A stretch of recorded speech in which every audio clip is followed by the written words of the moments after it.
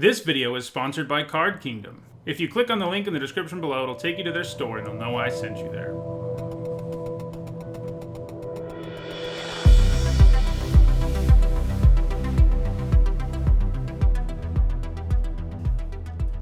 Before we jump into another Theros Beyond Death draft, I want to remind everyone that my content's sponsored by Card Kingdom. You can visit their website if you're watching this on YouTube by clicking on a link in the description below, and on Twitch by clicking on their logo below. If you do, it'll take you to their store, and they'll know that I sent you there, so check them out. Lots of good products there. Nyx Bloom Ancient. He is not good in Limited. I know he's a cool card people are excited about, but not so good in Limited.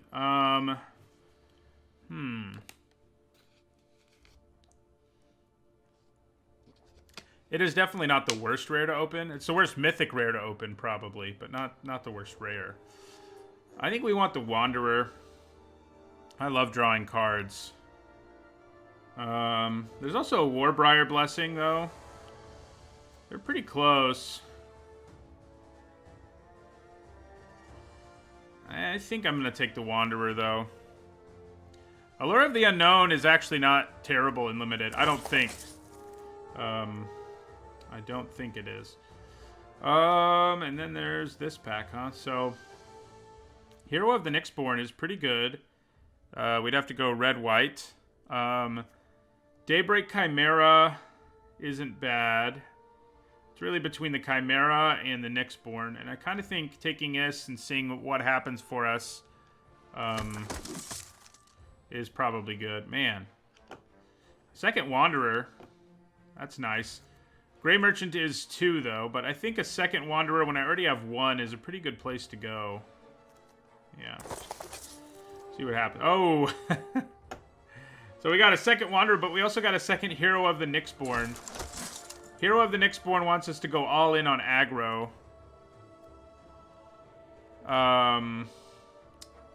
So, yeah, that's worth considering. Green cards here. You know, Caryatid is good.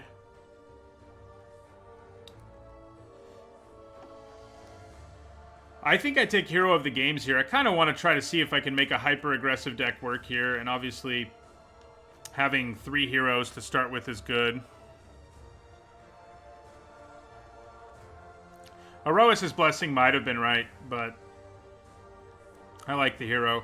Caryatid might also be right, but yeah. Let's take the hero.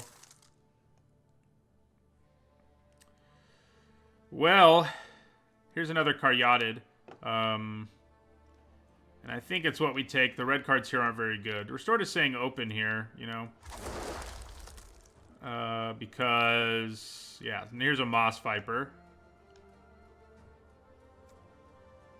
I think that's what we take here. Stern Dismissal's not bad, but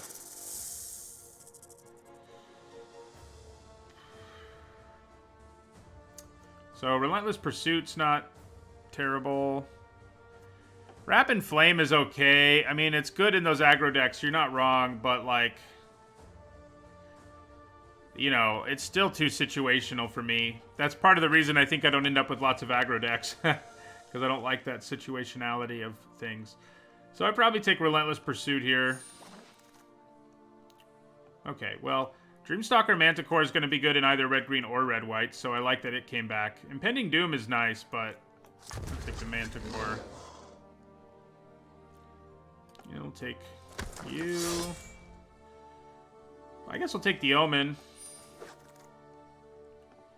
Do I like Thrill of Possibility or Arena Trickster more? Probably the Thrill. Okay. Yeah, you can target your own heroes with Wrap and Flame, and you can also make their creatures unable to block at the same time, which is pretty sweet. So Escape Velocity is going to be good in a Hero-y deck.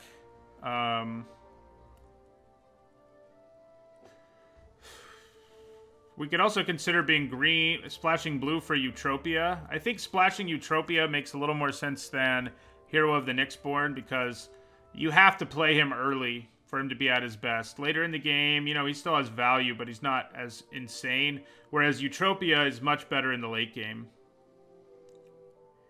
And I think that matters. You know, we've got decent green cards. Escape Velocity's all right. Yeah, I think I'm going to take Utopia. I'm a fan. We could add back-to-back Heliod's punishments, apparently. Ooh, Typhon. Yes, please. So do we want a third Nessie and Wanderer? I think maybe we do. I mean, it's just going to let us rip through our deck. Yes, I know it only draws you lands, everybody. But, that's okay. Card advantage is card advantage. Spawn is kind of interesting to splash, I think. Yeah, black has been pretty awesome of late. I've noticed that too. We're probably not playing the Revelers or the Portent in this deck. So, yeah, I think we take a third Wanderer. Wow. This pack is pretty dry. I think maybe we just take a Phalanx Tactics on the off chance we switch into a red-white deck. I mean, I don't love Final Flare or the Revelers, so I think that is what I'm going to do.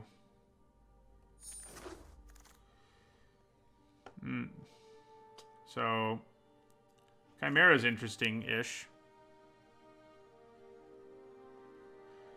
You really think that Spawn is the best uncommon in the set, huh? It's definitely up there, but I don't know that I would just say straight up that it's the best.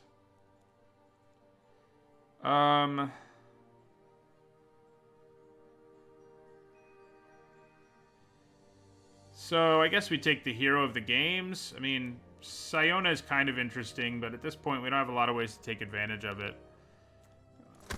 I'll take the hero. Ooh. I do love Underworld Ragehound more than these things, I think. Yeah. Okay, so definitely Omen of the Forge here. Ooh, yes. Anax. Come on board, buddy. And here we'll take an Escape Velocity. Cyclops. I guess a Revelers. I don't know for sure, like, off the top of my head what I would put over it. I feel like Drag to the Underworld has to be in that conversation. Take a Final Flare there. Take an Infuriate. Sure. Oh, man. It always sucks when you don't have one of the colors of a crazy bomb when you get it. But yeah, I feel like black probably was our best deck because we could have had 2 Pharika spawns, for example. Yeah, we should have been black. It feels that way for sure. However, we are going to take Warbriar Blessing here and feel fine about it.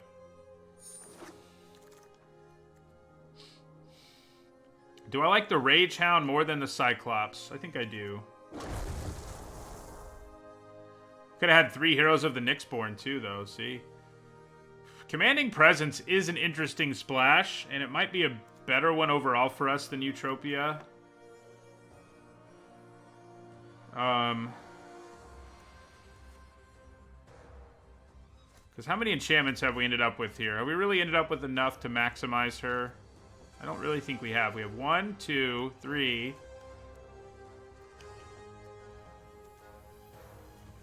Not really. I think I'd rather take Commanding Presence and splash white for it than take any of the green cards here.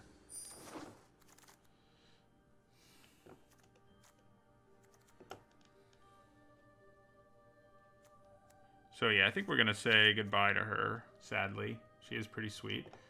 Here we'll take a Grove Dancer, I think. I like it a little more than a second one of these guys. It's also an enchantment, so that matters. Yep, what you're saying about Spawn is certainly true. And I don't disagree with any of it. It just hadn't struck me as, like, straight up the best uncommon in the set, either. Erois' Blessing is good here. I think I like it a little more than the Forerunner.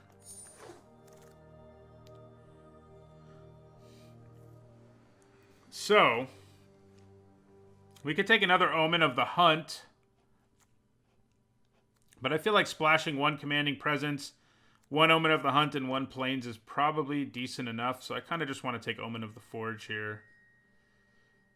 I do like Stampede Rider, but I like the Omen more. Faithful Inn, too. And another Rage Hound. So we're basically, I think, going to end up... oh yeah, we have the Caryatid to help us splash Commanding Presence, too. So that's good. Yeah.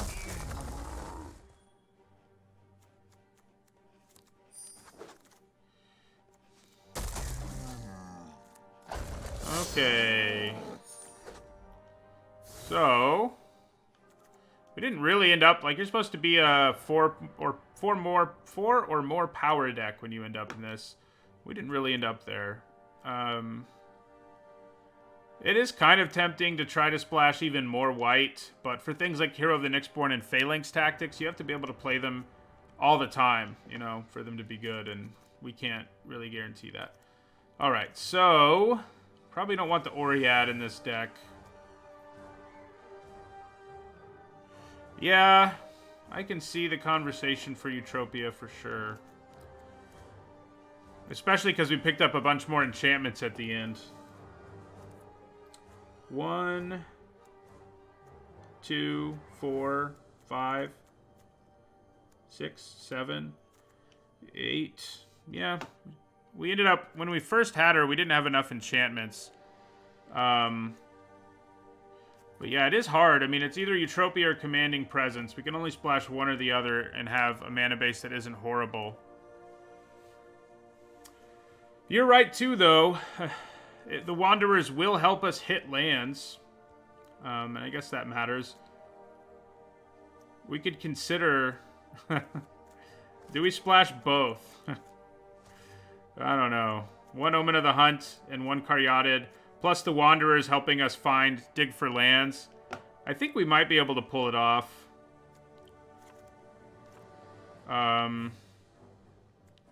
Yeah. And then... our mana base isn't going to be great, but it won't be terrible, honestly. Add a mountain. Add a forest. Right.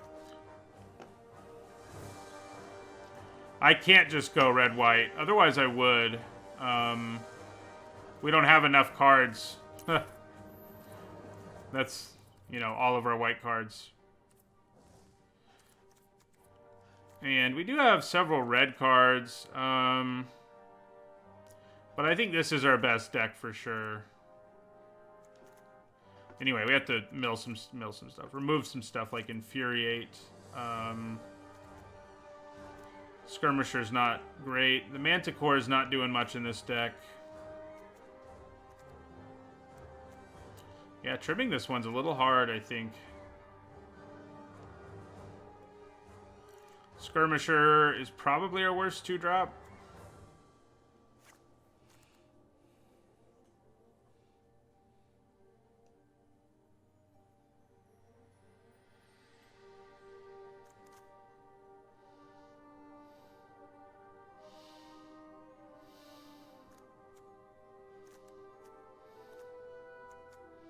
Oh yeah, these heroes aren't going to be so good. Manticore is an enchantment, it's true.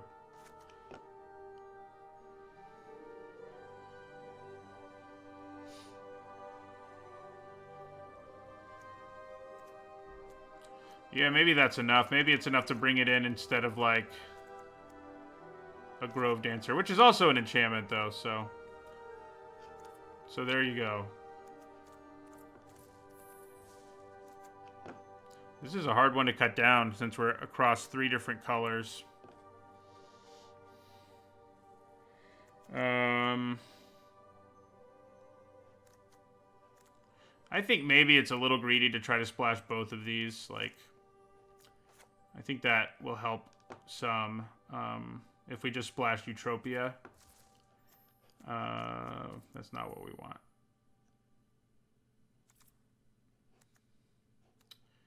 Do we want another mountain or another forest? Probably another forest.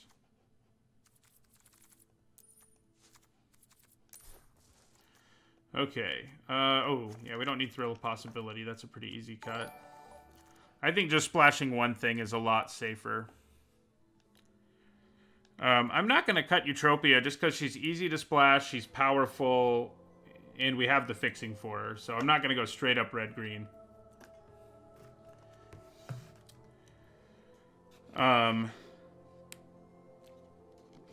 Yeah.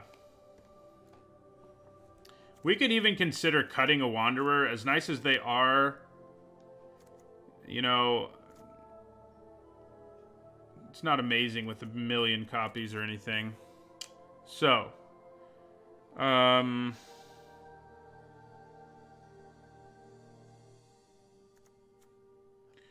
actually still missing a land, although we may be able to get away with 16 lands with 3 Wanderers. We probably can. So we need to cut 2 more cards. What do we cut? Probably Final Flare. How many ways do we have to trigger heroes in this deck? We have Escape Velocity, Warbriar Blessing. That's all. Roas' Blessing. We have 3 cards. Yeah. I don't think I want to cut the Rage Hound.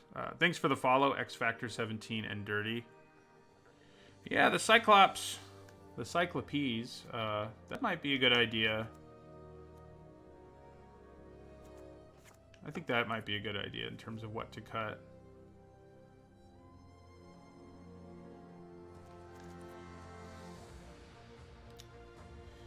And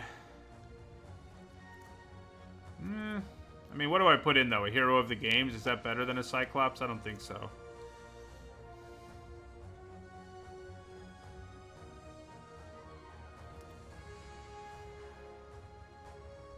Escape Velocity for the Oread. I'm not sold that that's what we want to do. Though, I don't think that's wrong, necessarily. Can we get away with 16 lands? I think we can. I think this will be our deck. Let me check how many creatures we have real quick. Yeah, 15's good. Okay. Let's roll with it. Don't love this deck. Seems like our most questionable one of the weekend.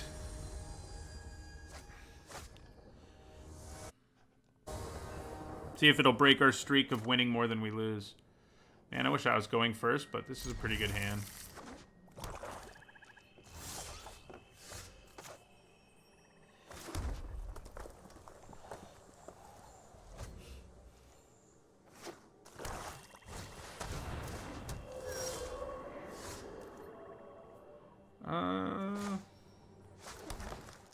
Do I want to play my Rage Hound here? Or my Wanderer more?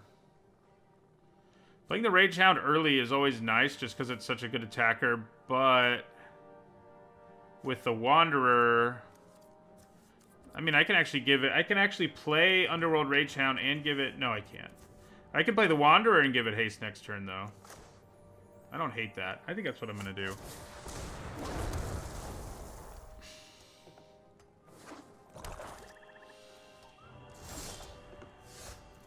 Okay, so... yeah, so I think we go Wanderer.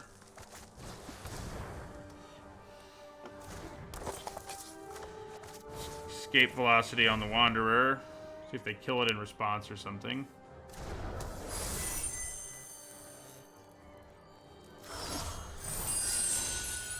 And attack with both.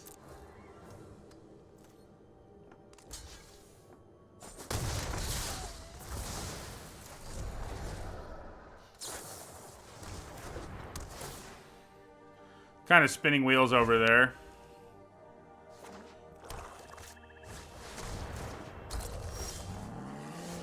Okay. Well, do we just play our big boy and plan to trade?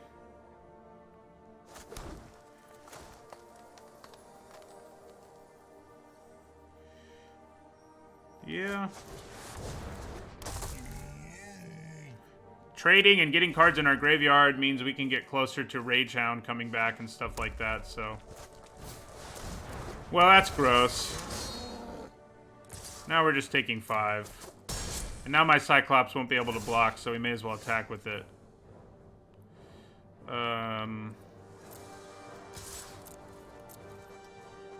Yeah.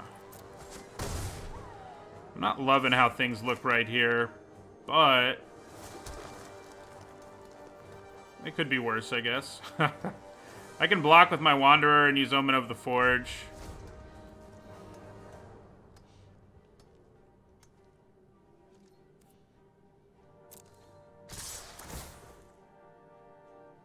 Well, we're gonna overdraw land in when you have a Wanderer, so I think we just let this happen because we don't really want. Yeah, just let that happen. Oh, good. Play Omen of the Forge. Play Omen of the Hunt.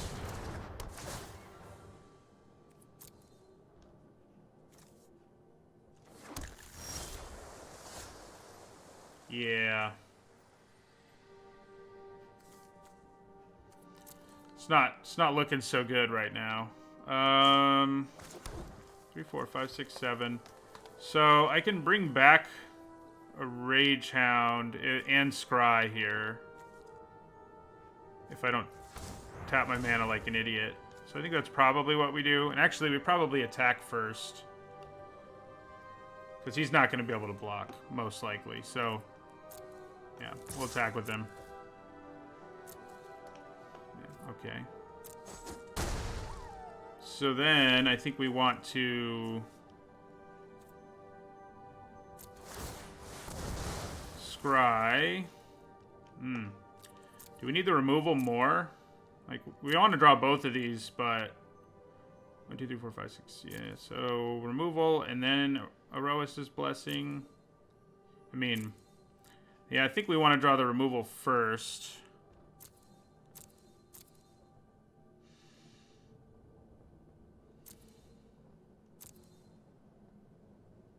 Yeah. Although we do get a counter if we do it the other way around, but we're at low enough life that I think we need the removal. Yeah, the value is tempting, but I'm a little concerned about actually making it to that point if I don't get removal. So, yeah. All right, and then we're going to play a Rage Hound from our graveyard.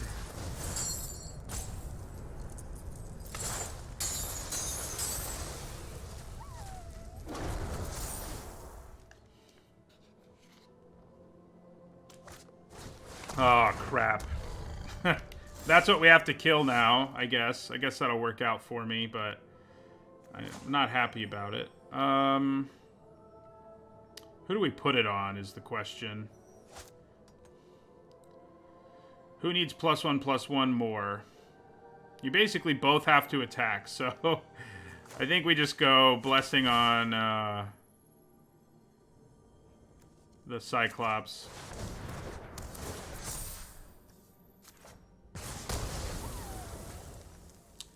And then attack.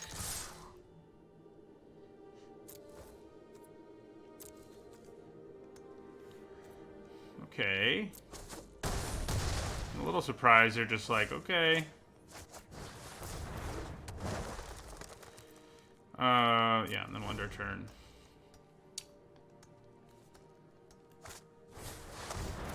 I see. And that would be why they were willing to take all that damage. And we have to chump one of these. Probably should have scried on my upkeep.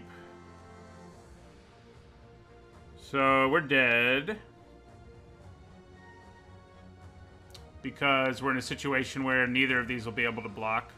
And they can just block with their Grey Merchant. I want to scry. See what I missed out on. Okay, good. Yeah. Yeah, we are dead just to land pad, it's true.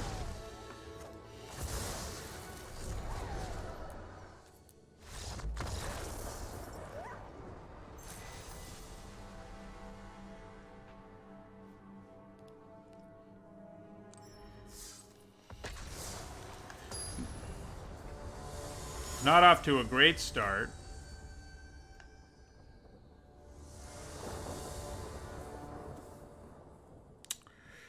Huh. I think we can keep this. I think the Omen makes it more keepable. We're on the draw. We have more forests than mountains.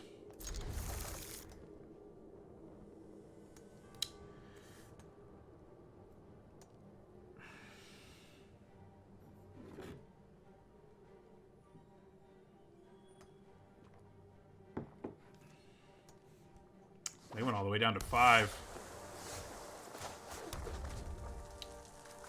I do love this common. Love me some Rage Hound.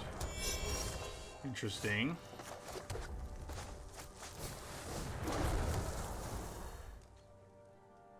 My record is from 1 Magic Online draft and 13 Arena drafts. So, mostly Arena.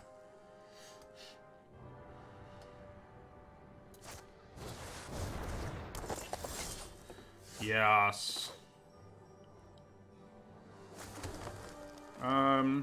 So I think we do what we did earlier, which is the weird, like, play Wanderer, put Escape Velocity on it, attack with both.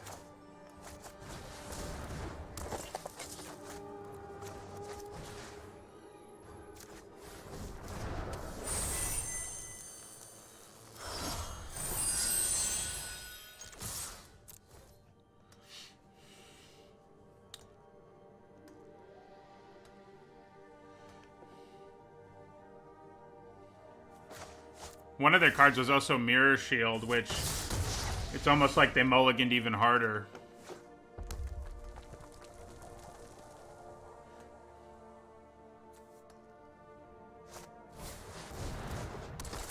Well, I don't love that.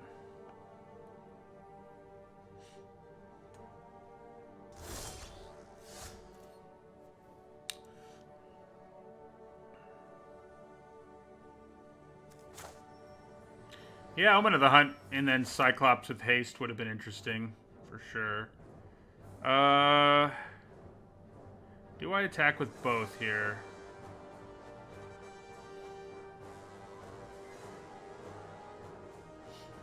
I could use Omen of the Forge to kill this.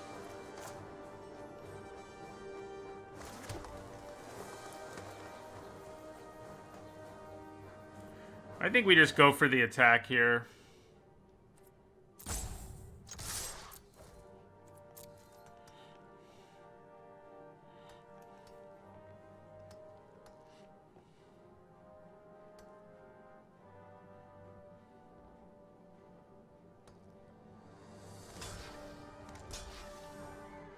And I think we're cool with that. So we can play the Cyclops. Yeah.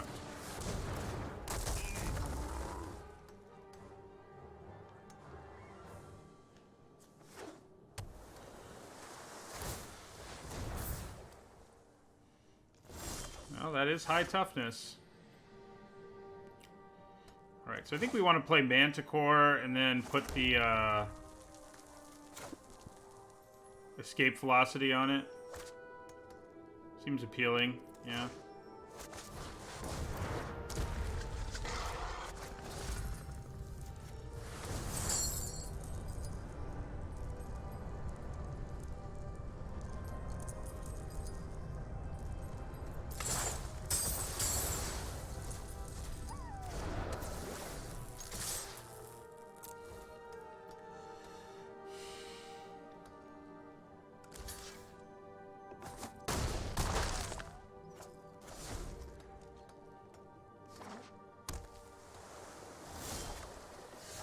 Okay.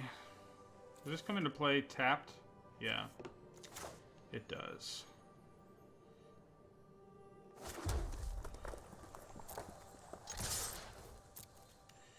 So I can get a little bit of value out of flashing something in if they decide not to block here. My 5/2, that is. He does it to anything, doesn't he? Yeah. So, yeah, that's good. I can do 3 with this, 1 with that. Yeah, and they're pretty much dead. We'll see what happens.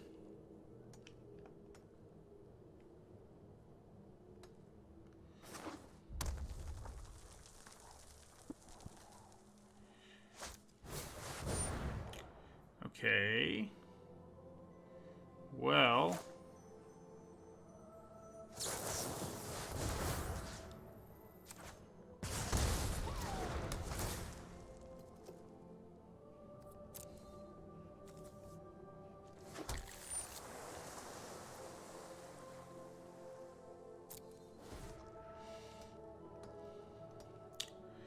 They are pretty much dead. They can't kill us with 7 damage, so...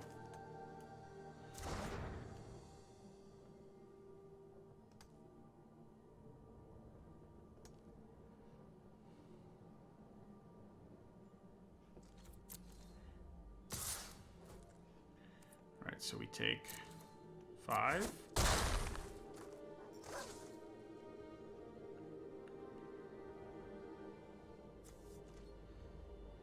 Then I'm gonna scry. Yeah, alright.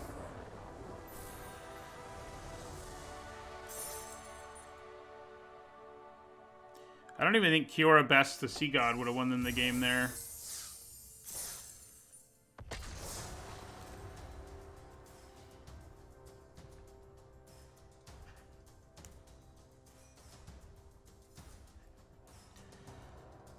Because on my turn, I could have played Eutropia, and then the burn spell, Omen to do 2 to them, and then give flying to one of my big guys and kill them.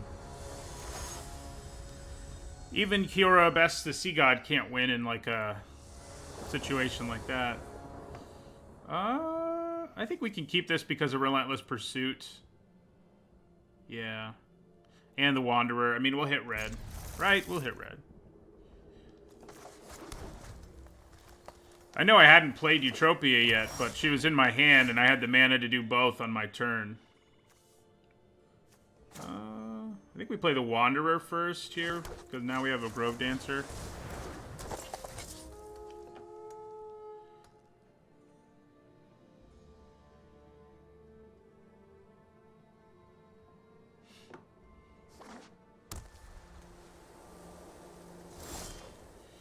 Okay.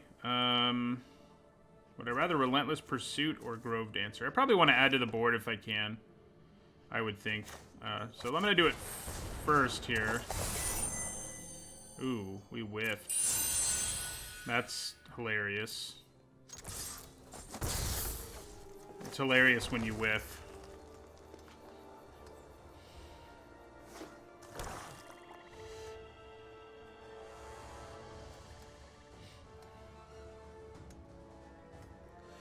But none of those were mountains, so I guess I can look at it that way. Okay, so...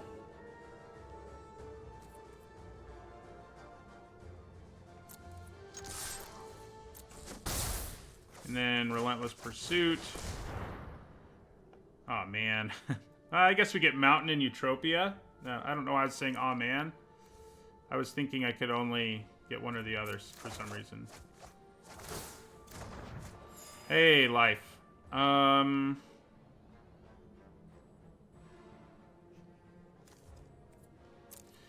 so I'll play the land they know we already have. Yeah, next turn I can play Eutropia.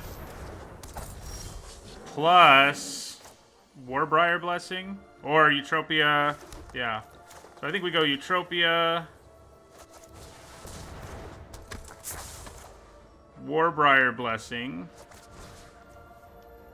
I don't have to pay mana for her, right? No.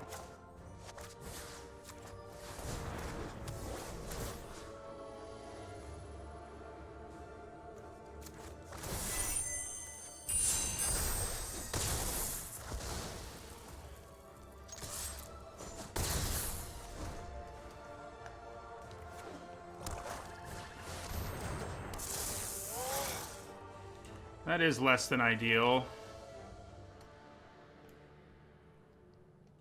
Big lifelinker.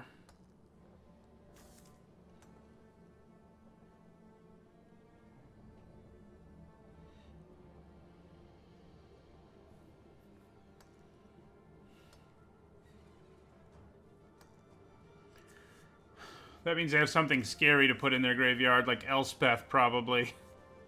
Drafting this and Elspeth is just wrong.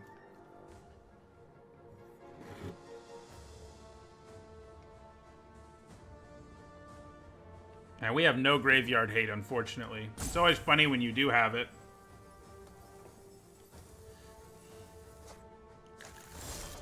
Okay. That probably... I don't know why they would do that. I'm trying to think... trying to figure that out. Okay, so flashing this in is going to be sweet with Eutropia. I think I play the Manticore. Oh, except I have to use all my red mana if I do that. Yeah, no matter what I do, I can't do more than one thing. Yeah, I still think we play the Manticore, though. I mean, we could just play the Typhon, but the Manticore means our creature's going to get bigger.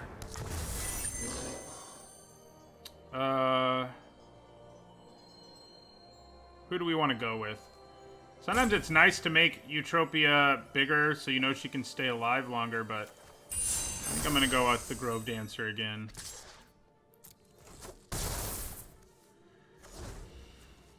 And sort of plan on trading with the Lamia. Well then. She would have still been dead as a 3/3. That's the bright side. So... yeah. I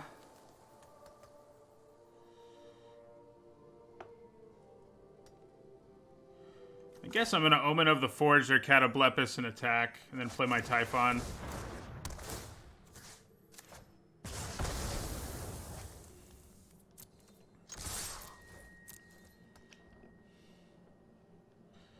Dang. Maybe I should have attacked first. I don't think there's any way they would have just taken it, so...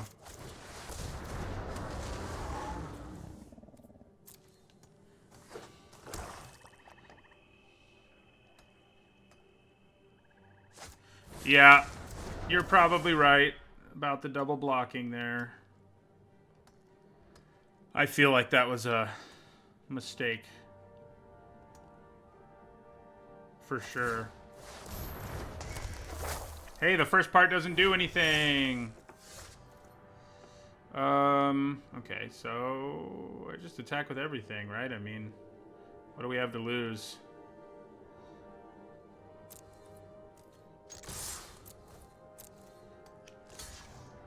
Alright, so they go up to 8, and then they take 8, right? I mean... yeah.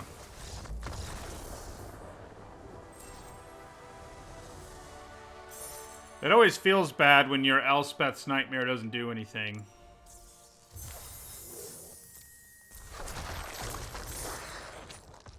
And that can happen.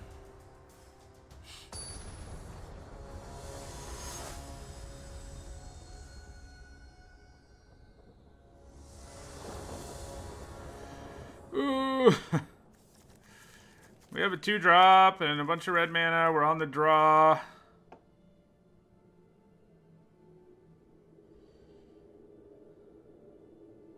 I just think we can do better than this. It's the kind of hand where, like, if they had one forest, obviously this would be great, but without a forest. But then we have to think about what's the probability that we either draw a forest or more red cards. I think it's fairly significant. I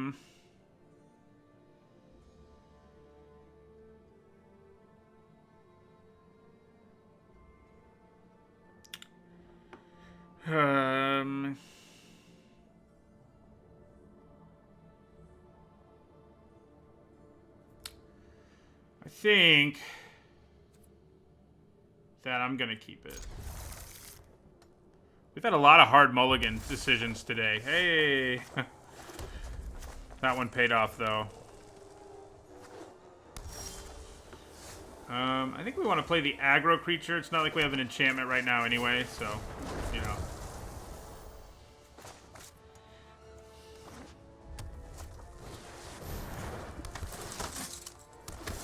Well, that makes me sad. See you later, Underworld Ragehound. Trade for that token.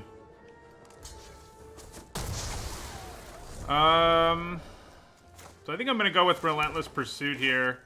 It helps set up a Rage Hound. Yeah. So... Alright, well, we're going to grab a Cyclops.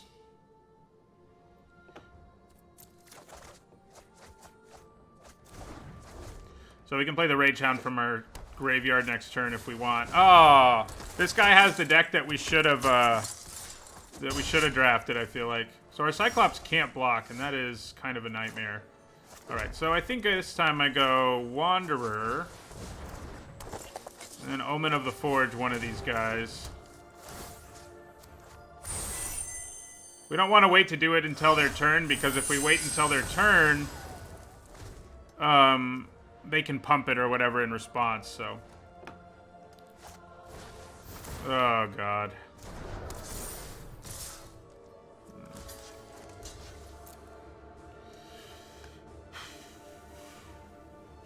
Are they going to run us over here? Yes. Yes, they are.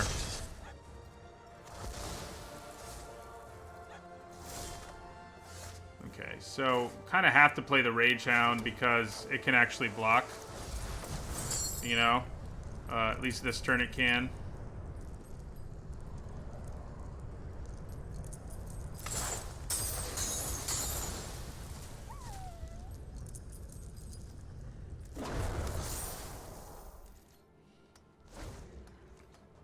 They're just going to Omen of the Forge it and bash. Sometimes it's fun to have these like all-out aggro decks, that's for sure. Trick.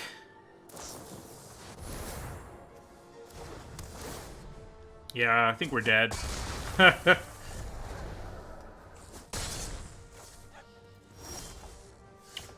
He'll help a little.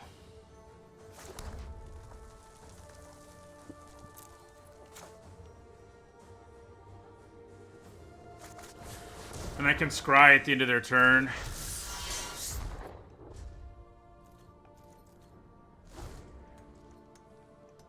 But this is a losing battle where you're on your back foot against an aggro deck.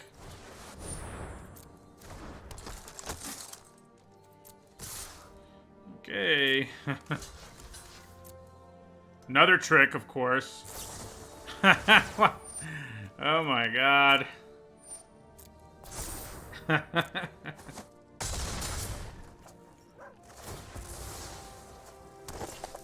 This is the first time I've seen one of these decks come together all the way.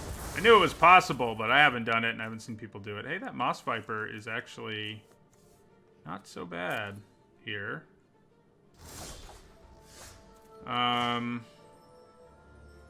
This token's pretty bad because it can't block. I think I kind of have to hope they forget that. So, yeah. Rage Hound back.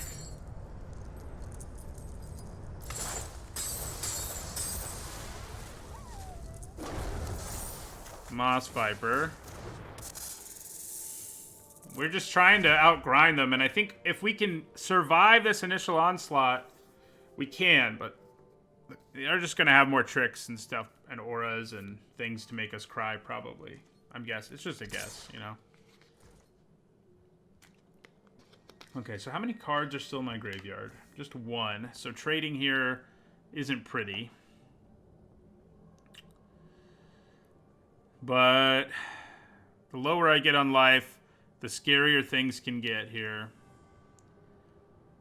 My Rage Hound's going to have to attack next turn, so I may as well block with it now, I think. It's not ideal by any stretch of the imagination.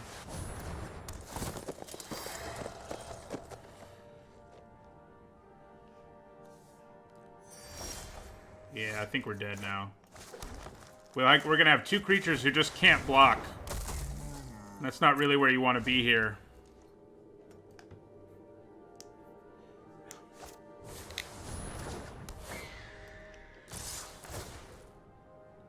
Yeah, so... we block this thing, and we take 6, 7 with Indomitable Will. Oh, no, yeah, lethal. That's right. The hero trigger. Yeah. Yep. This is about where it felt like this deck would end up, I think, where... yeah. I mean, I'm not... They did have a nut draw, but... My guess is they had, like, 3 Heroes of Nyx, in which case you're going to have the nut draw a lot.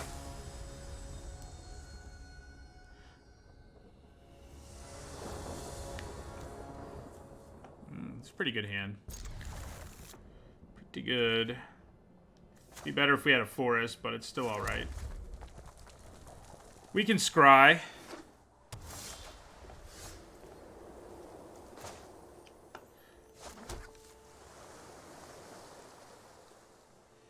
Hello, Billy Rim. Glad you made it to the stream. This guy might just be my favorite comment in the set. Just a little 2-mana 3/1 that grinds out a bunch of value. I can get behind that. So... I think we just want to use Fateful End here, as crazy as that might seem. Kill this, attack for 3. Next time we can put Blessing on it and keep it going. And we'd also like to find a forest. So, I guess we could have waited till they tried to slap an aura on it and really blow them out, but I'm okay with keeping them off the board, playing Blessing, keeping them off the board some more, and so forth. Hello, Darylin. Well, now we don't even have to play the Blessing. And I don't think we do just for 1 damage, so...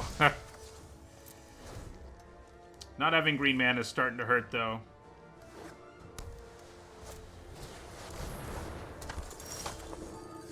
Hey, there it is.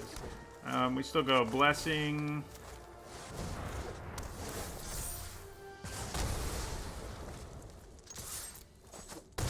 Drop them to 10.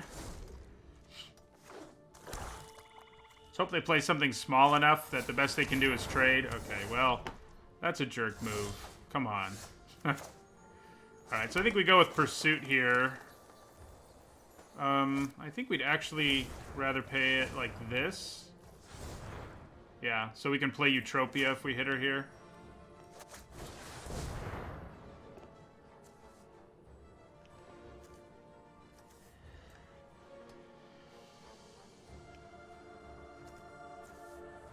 Okay, so...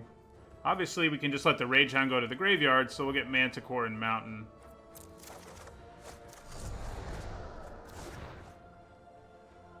And play the Manticore.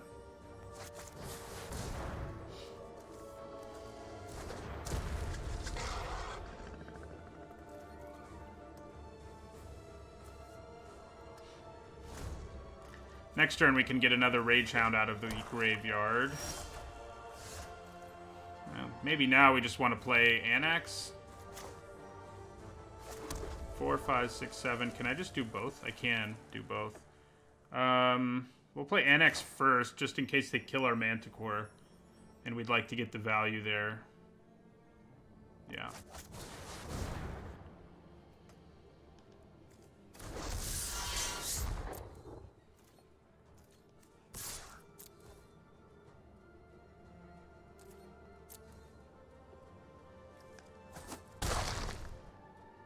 Then we'll play a Rage Hound from the graveyard.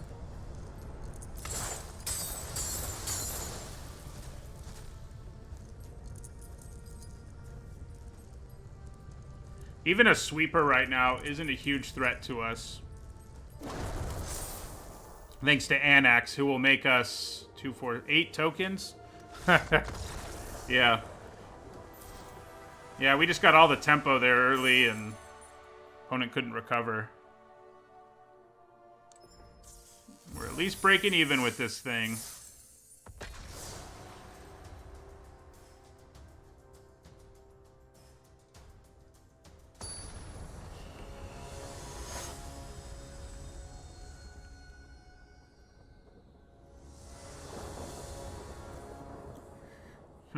I think we can keep this thanks to the Wanderer. I guess in a world where our Wanderer dies, this might be real bad. Okay, now it's okay even if it does die. More okay, anyway. Wow. Okay. Works for me. Just drawing all our colors the way we want to. See if this eats a Myers Grasp.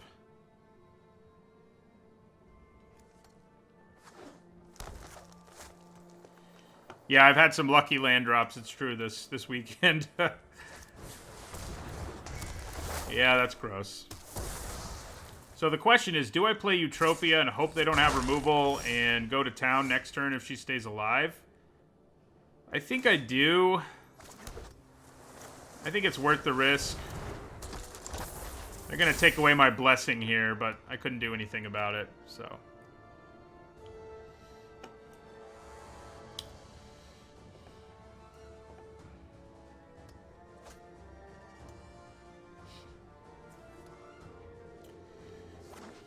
If they have removal here, and there's a good chance they do in these colors, we're in trouble. Okay. She's at least going to survive another turn. And we have a trigger for her, so I think that's good news. They got back a swamp. I'm pretty happy with that overall. Yeah, top decking another cheap enchantment would be really good. But, you know, can't have it all.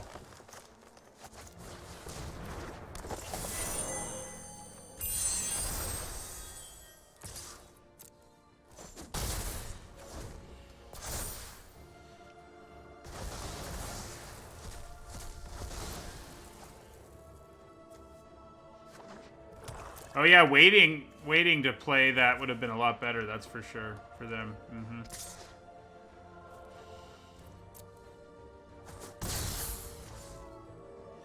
Just been drafting, Ubermensch. An Omen right now would be good, especially the red one. Can we do it? Can we get hooked up with the red Omen? Okay, well, I got an Omen. Guess I can't complain too much. I can now do it at instant speed, too, which is certainly tempting. But maybe I'd rather just do it now and attack? I don't know. Nah. I feel like we can get some serious value here if we hang back instead. Yeah.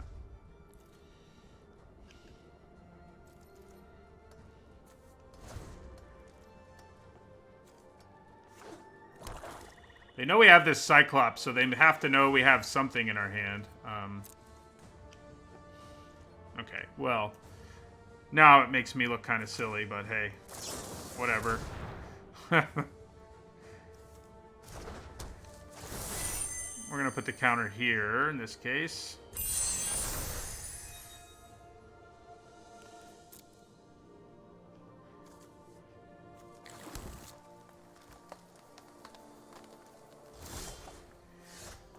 Okay.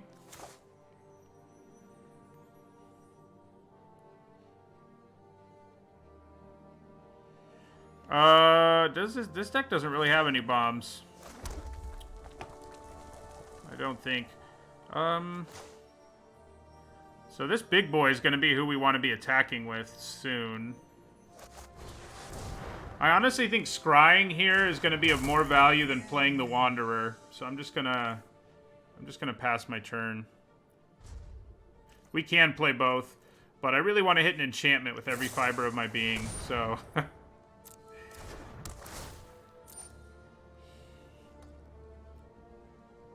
We can scry in our upkeep, it's true, but... I don't think we would have gotten a whole lot out of playing our Wanderer there. So, by not doing it on my upkeep, I increase the probability of being able to play what I draw. Granted, I have so much mana, it probably doesn't matter. Yeah. You're right, you're right. Eutropia feels like a rare for sure, but that's true of a lot of Signpost uncommons, I think. Ooh. He's swole now. So is he. Now my Cyclops can't block. I'm glad they didn't attack me.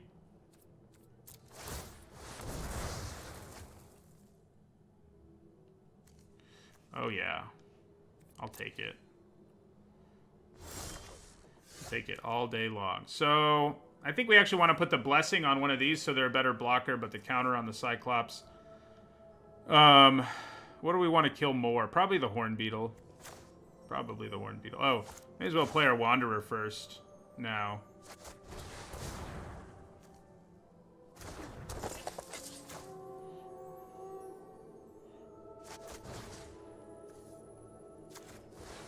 Let's hope they don't have removal in response, huh?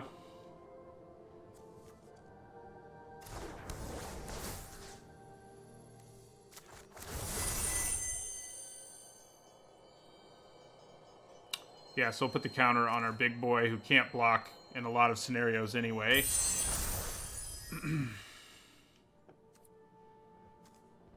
There's our Black Omen and a Voracious Typhon. You can't look at that sort of thing when you play Nessian Wanderer, you know? You just gotta think about it. I mean, it's random. You have to think about it from a very mathematical perspective and not about what you're not actually, you know, drawing. Rar.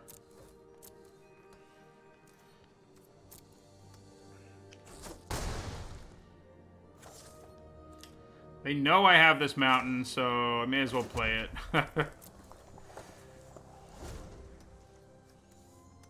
I can mill myself. Maybe it's worth it. There goes our Omen. We do have a few cards that care about the graveyard, so it's a little annoying that they've exiled 3 of them.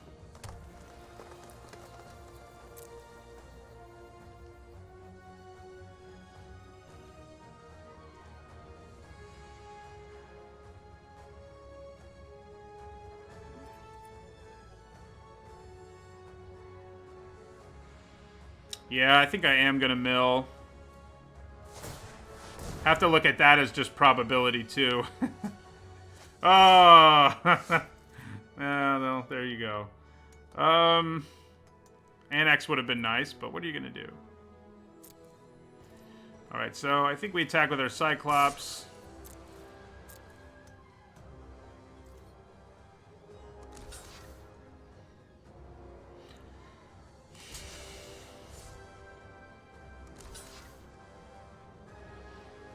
Yeah, I think we're okay with that.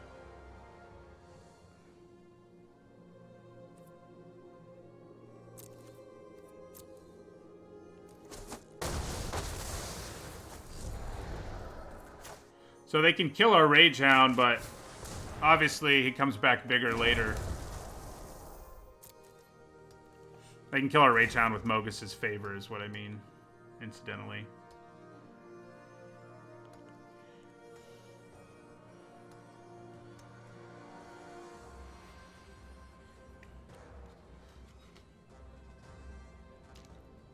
Especially because we can mill a card.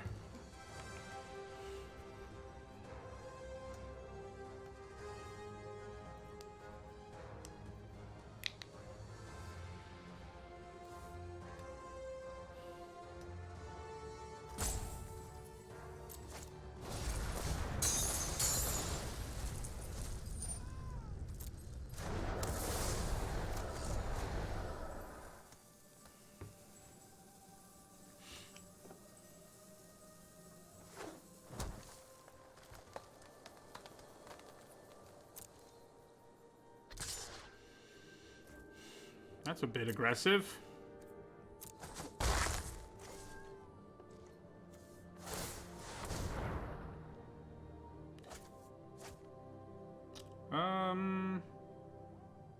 Yeah, let's go one more.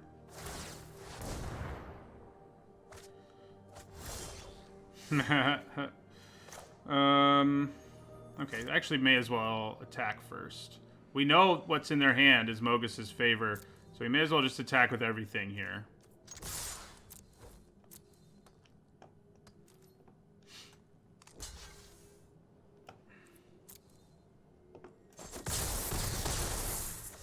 And then we play Rage Hound.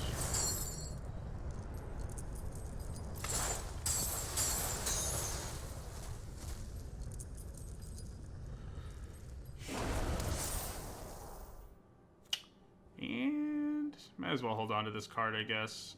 Yeah.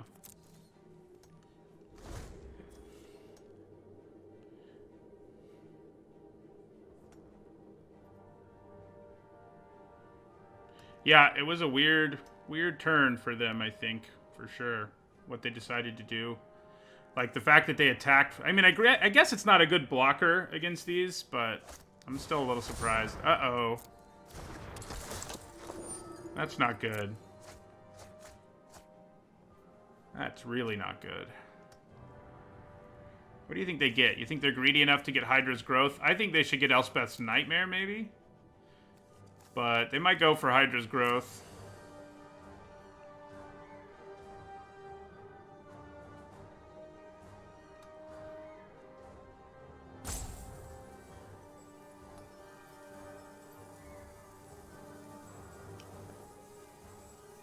They got Hydra's Growth. Yeah, the other Acolyte would have been... I think would have been the good call. I'm with you there. What are you doing, my man? Like, what's happening? Why would you choose to attack? Alright, well, we're gonna mill. In case our boy dies. No, there's an escape velocity. Doesn't do anything for me because I didn't draw a creature. I couldn't play it anyway, actually.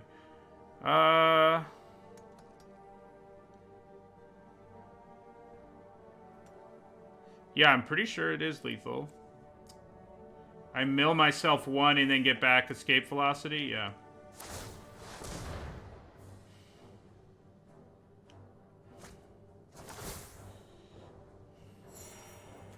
And then escape velocity, put it on... I guess the Rage Hound.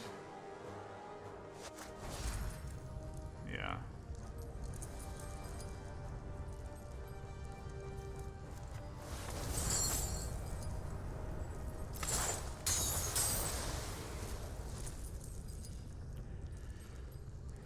It actually may not quite be lethal because of, the life they can gain, but,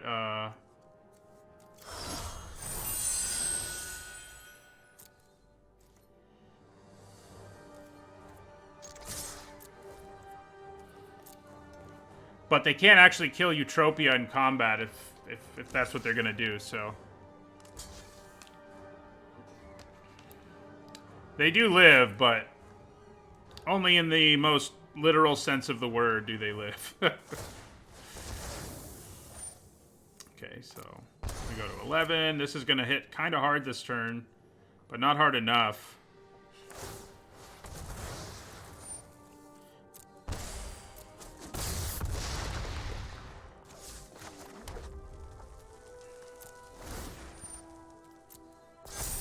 So it can hit us for 6. He had to draw something really good to not be dead here.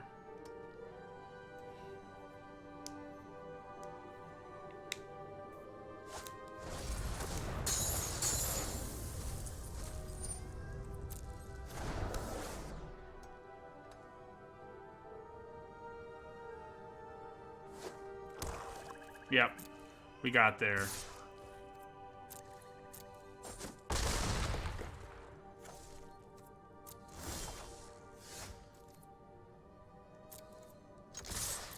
All right.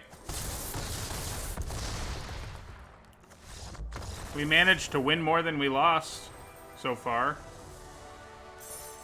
At a minimum, which is good. That's the streak we've been on this weekend.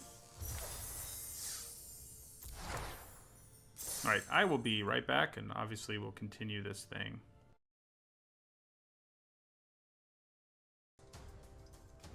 Yep, splashing Eutropia. I mean... That was definitely better to do over Commanding Presence. I've had some success with her this weekend. This is a pretty good hand. I mean, we got a bunch of red cards. This can kind of help us find green in a pinch if we need to. And it has the Rage Hound, who is, like, you know, the best card in our deck, basically. I'm being sarcastic a little, but... It's pretty nice. I agree with you, Billy Rim. That basically sums up why it is I like limited. It's less consistent. You don't play the same deck all the time. Yeah, so we definitely want to kill the ramp dude there and attack. I guess I could have attacked first, but I think holding on to my Rage Hound for now seems reasonable. The Thaumaturge is familiar.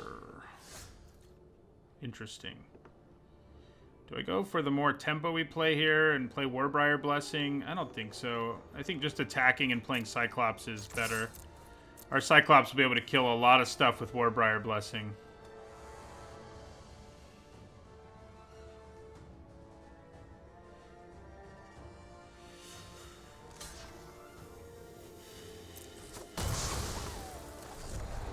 Alright, and then play this big boy.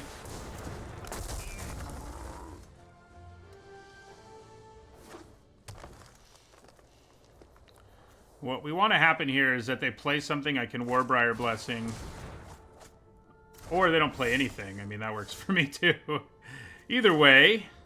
Either way. So let's attack.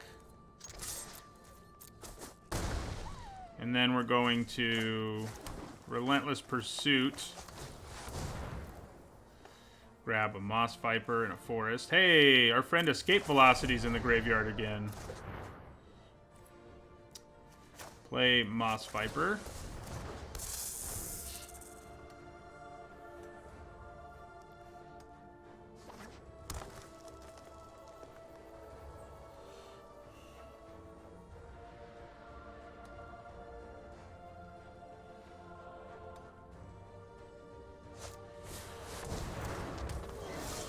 Well, that's good news for us because we can go Warbriar Blessing.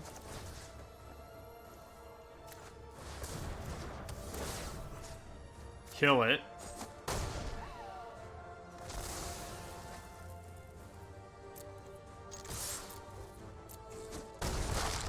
So, do I want to play my Rage Hound here and lose the Escape Velocity? I think we do. I could wait a turn to get Escape Velocity back. I mean, but I think just playing the 4-2 here is better.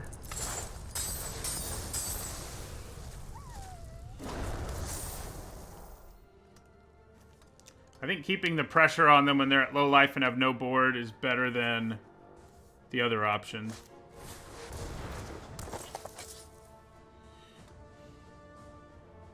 Do they have a Warbriar Blessing? Oh, no! Yeah, it's pretty good. Right there. No denying that. That's sad. That is sad. Alright, well, I think I attack with both my creatures here.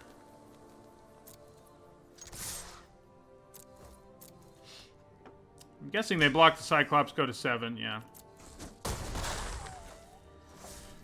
And then I'll end my turn.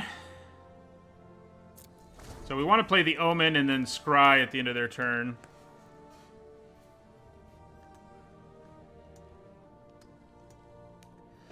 It's gross when Warbriar Blessing lines up in such a way that you both kill an opponent's creature and make their best creature a lot less able to damage you. Uh-oh. The good news is they're all in on one thing, and we can potentially get around it. So yeah, we'll play our Omen. We will take action. Grab an island. Then we're gonna scry. Hey, there's our friend Eutropia. We don't have an enchantment right now, but yeah. So do I want to scry again on my... I guess I don't, because I just missed the opportunity to do it. I guess I just attack with Moss Viper. No reason to attack with our Cyclops at this point, really.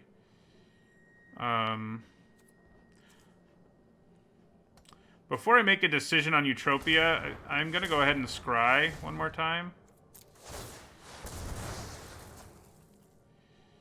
Okay. I don't really think we need you, but I'll take a Typhon for sure. So we don't have an enchantment coming, but I think that's okay. I'm leaning towards just attacking, yeah, with my Viper here. Then we'll play Eutropia. The good news is, if she dies, I can get my Underworld Ragehound back. So that's kind of the upside, I guess. The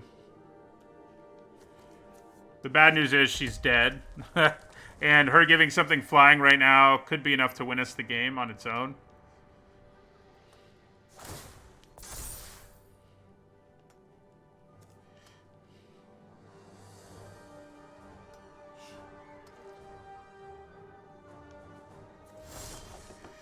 Alright, so we go to combat. You become a 5/8.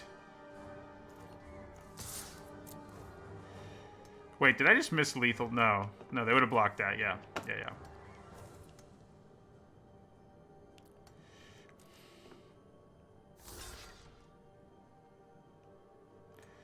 Interesting. Now it makes sense. But we can get our Ragehound back now. And play the Typhon, right? Yeah. So we go Ragehound.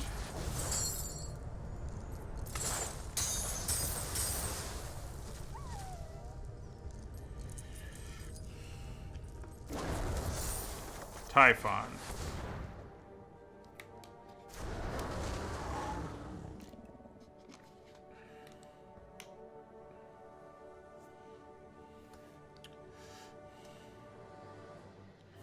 If they have a way to kill something here, they should probably kill Eutropia. Although I guess if I attack with all 4s next turn, they're just dead if they don't draw something. So maybe they have to kill one of them.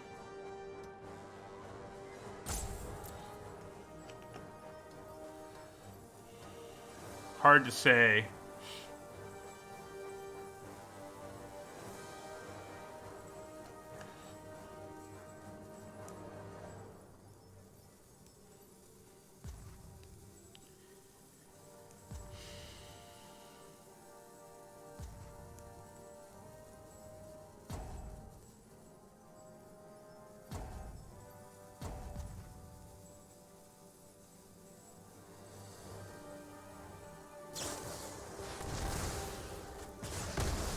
Nicely done.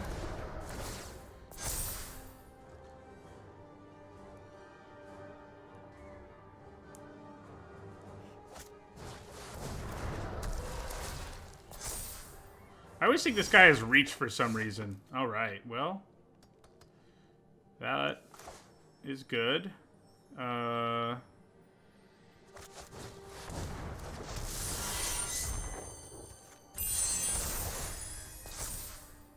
So I guess we just attack with it and drop them to 1 here. If I attack with all 3... I guess if I attack with all 3, I get enough bodies that pushing 1 damage through is going to be good. I do lose Eutropia in the process, but they have to block. Yeah, they have to block. So... And lose the Chimera, then I'll get 3 1/1s.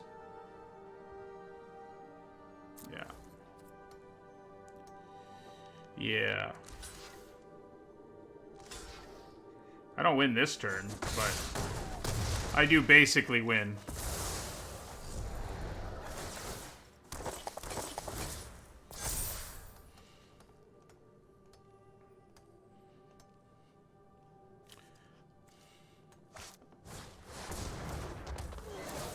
That is a swole Stampede Rider, and he's just gonna punch us for 13.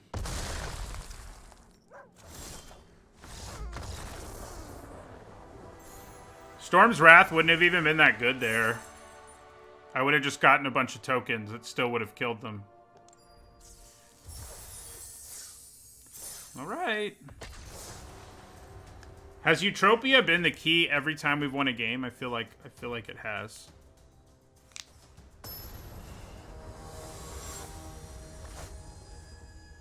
I feel like that's the case. Ooh. So we have a Wanderer. So the chances we either draw a mountain or an enchantment, I think, is fairly significant. However, our opponent could kill the Wanderer, and then we're completely reliant on drawing.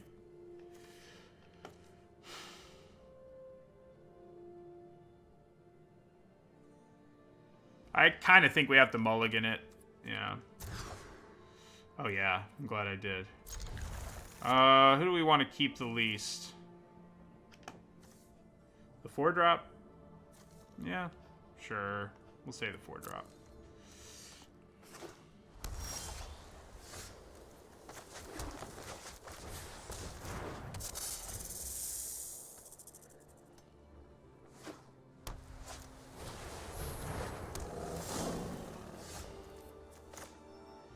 So if I can get my Manticore in play, I can get some serious value out of Omen of the Forge. With an X1 in play, I mean. The question is going to be, is it worth taking some damage from it first? And the answer is I can still get value out of it even if I block here, so...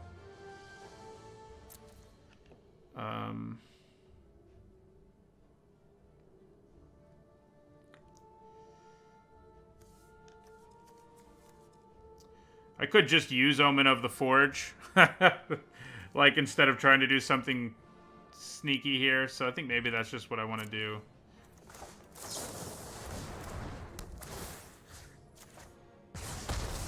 Yeah.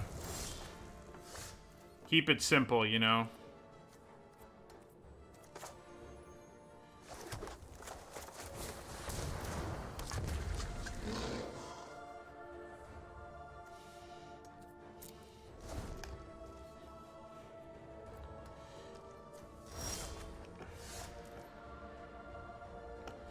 Well, that Omen will be kind of useful. I guess maybe I want to attack with my Moss Viper here. Or my Dreamstalker Manticore. Let's just attack with the Viper. Yeah. Take that. And then we'll end our turn.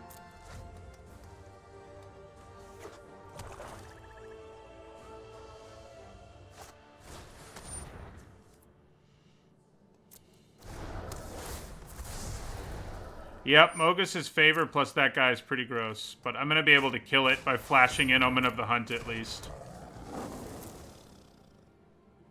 Alright, so flash in Omen of the Hunt. Do 1 to lean into the Lost Pride. We'll exile our Moss Viper.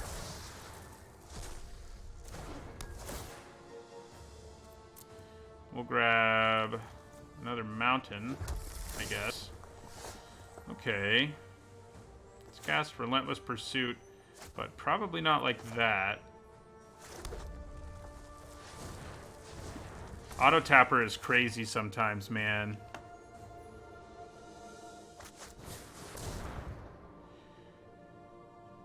Alright, so Wanderer, Forest.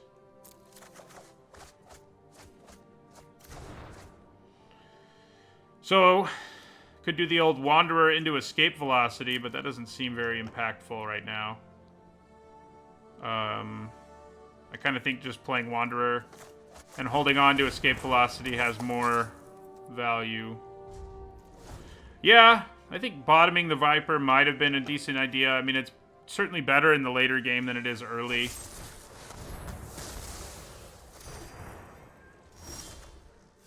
Ooh, there we go. Living the dream of drawing our Eutropia all the time. Who do we put the velocity on? I think we want to put the counters here in case Eutropia, like, immediately dies, so... yeah. We whiffed.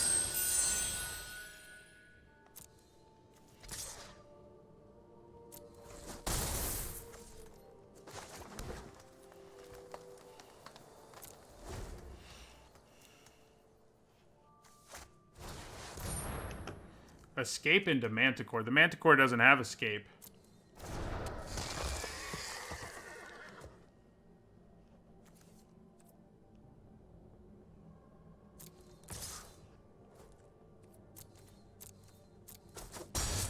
Alright, so let's do this. Well, there's our Cyclops. I think we're cool with drawing him right now.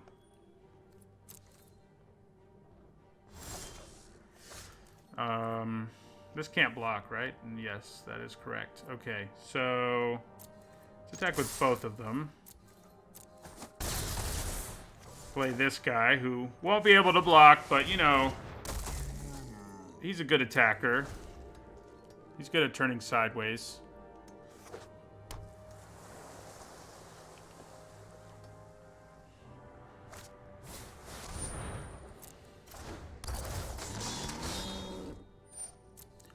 So they're going to hit me for 6 here. The battle of not being able to block. Alright, so Scry. Bottom. Bottom.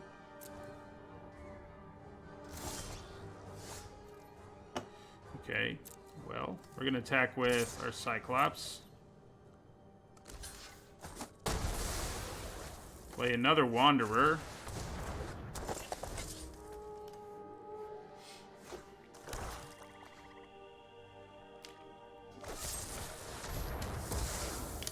Yeah. We knew that day would come. Alright, well. I can Fateful in this and then attack for 4. That doesn't seem too bad to me. And we'll bottom a mountain.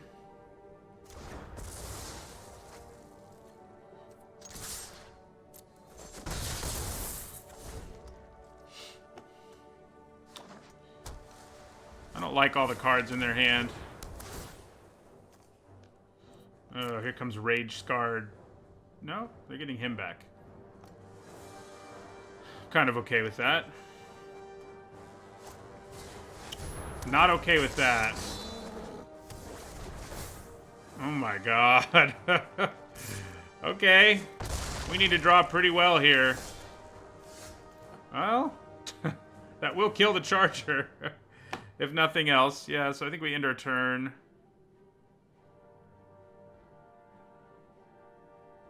Yeah, end our turn.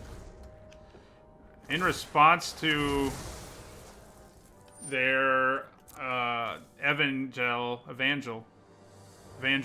coming into play, I need to Omen of the Forge. Yeah, so we go Omen of the Forge.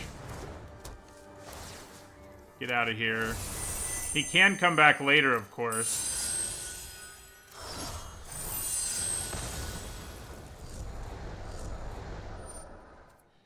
Resolve. Do I double block? I think I double block.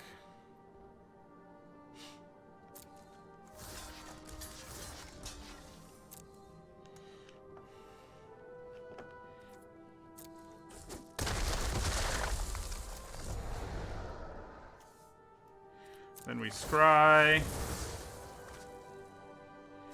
Put that on the bottom.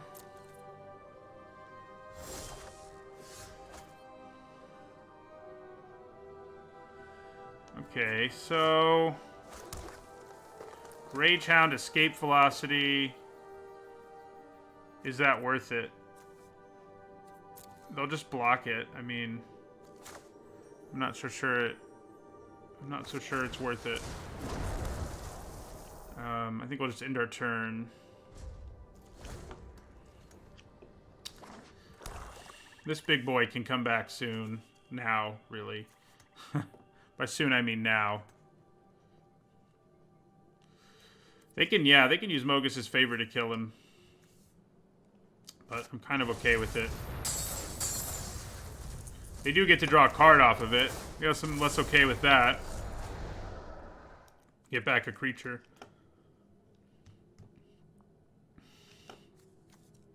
And they can still play Charger. Apparently they don't want to, though.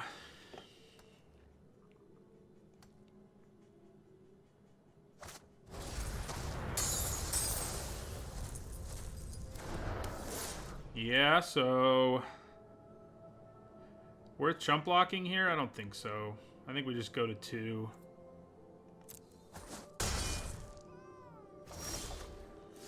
Okay, that was pretty good.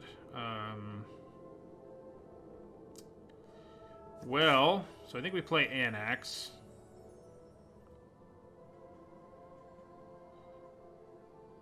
And then Rage Hound from the graveyard.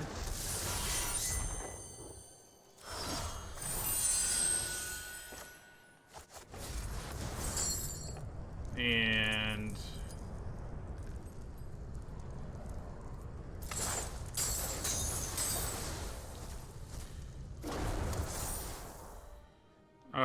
I guess giving Anax haste here is kind of attractive. So let's do it. Is it attractive? Now that I'm thinking about it, I'm not sure it is. He'll get more power, but he'll still die.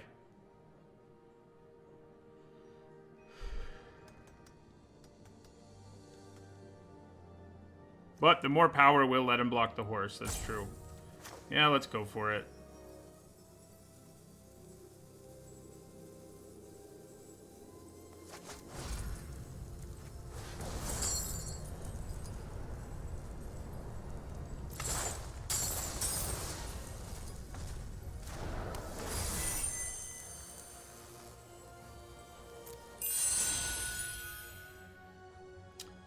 So, can't really attack here because of the life situation. Hey, we're about to draw a bunch of lands in a row. That's not really what you want to be doing. Uh-oh. Yeah, I think we're probably dead.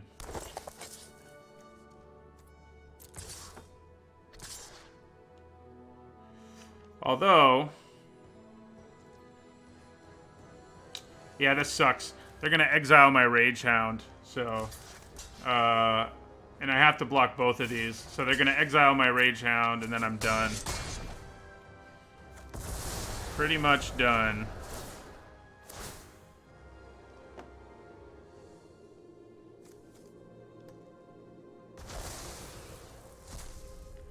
Yeah, that'll do it.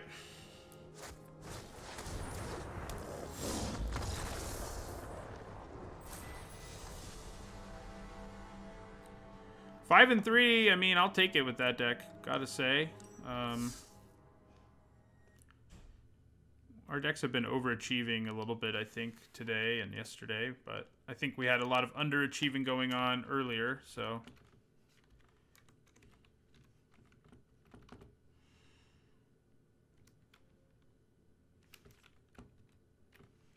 $50 and $37.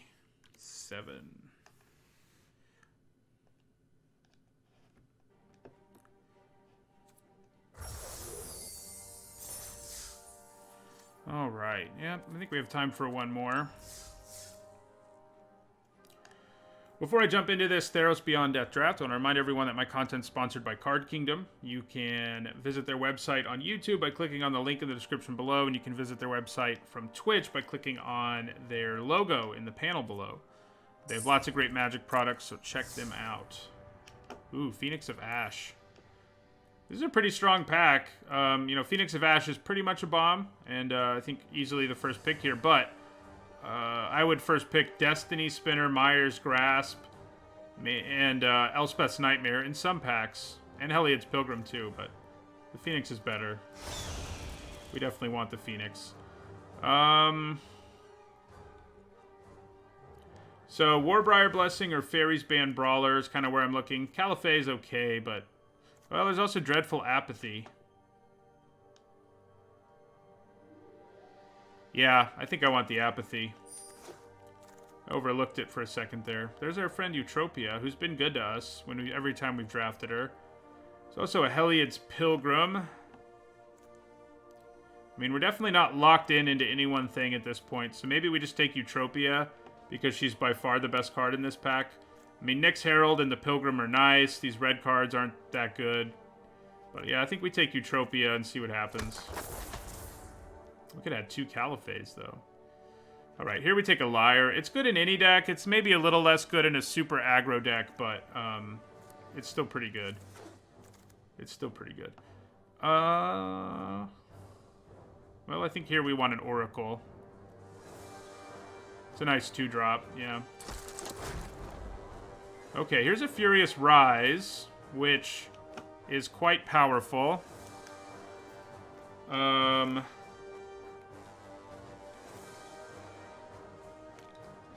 I mean, I think we take it. It is build-aroundy, but it's powerful.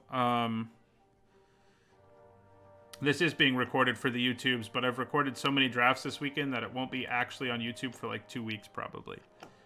So, which is good for me. Getting ahead of things is good, because, yeah. So, Furious Rise. Yeah, I mean, I think it's a pretty easy Furious Rise, the more I think about it.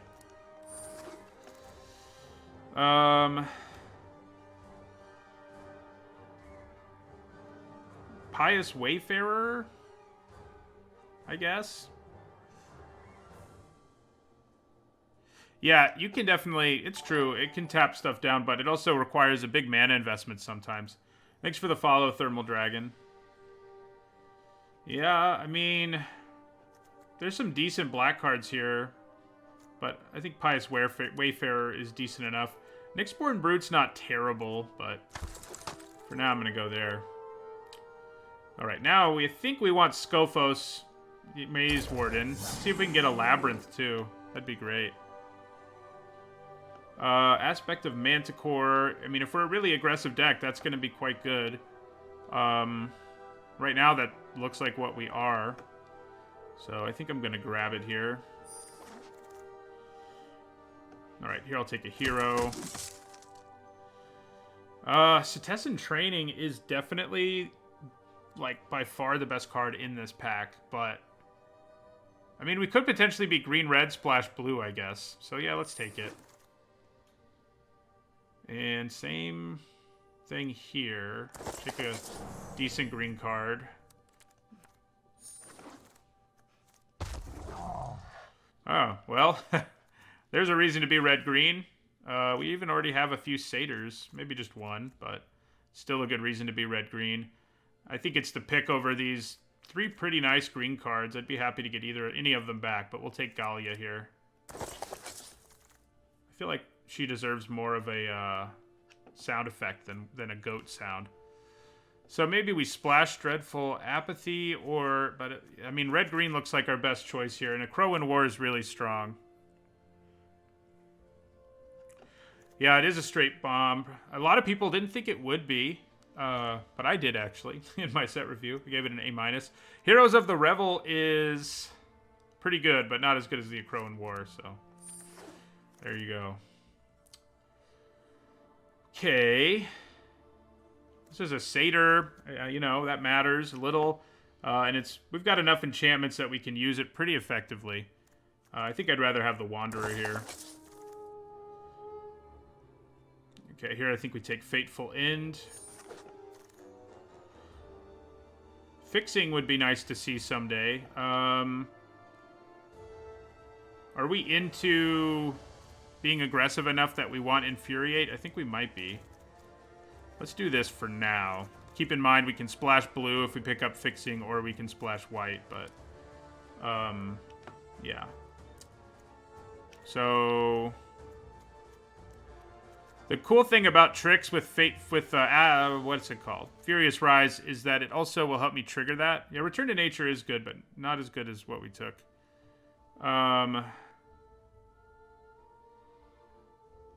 Yeah, I think we'll take a trick here. I think it'll make the cut in this deck.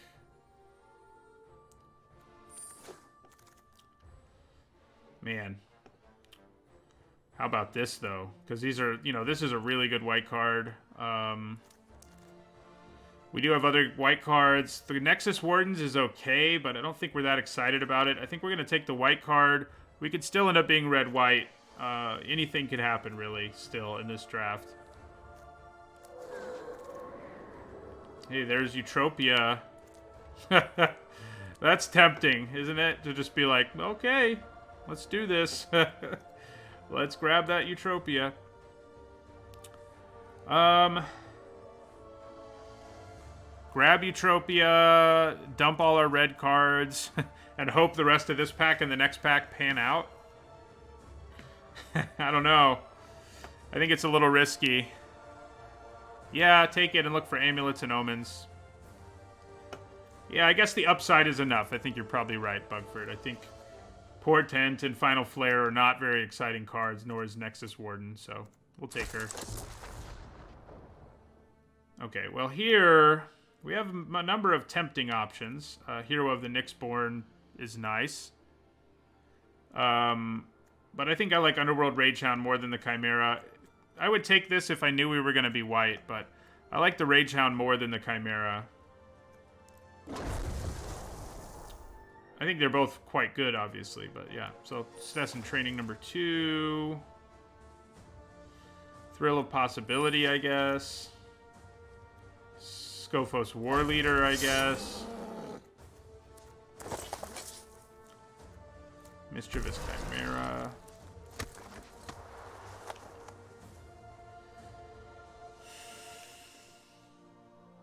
Oh yeah, we do have, yeah, it is slightly better in this deck because of Gallia. No fixing. Really good cards here. I mean, this, and this are probably all first pickable. All the uncommons and the rare. But I think we're just taking a Cyclops. Exciting, I know. I'm not a big Hydra's Growth fan. I think it can really be a problem, but like in terms of trying to go all in on one dude, you know, it gets derailed. But at the same time, our other options in this pack are not anything special. So I think this might be where, I think people overvalue it, but I think this is where I'm actually going to take it.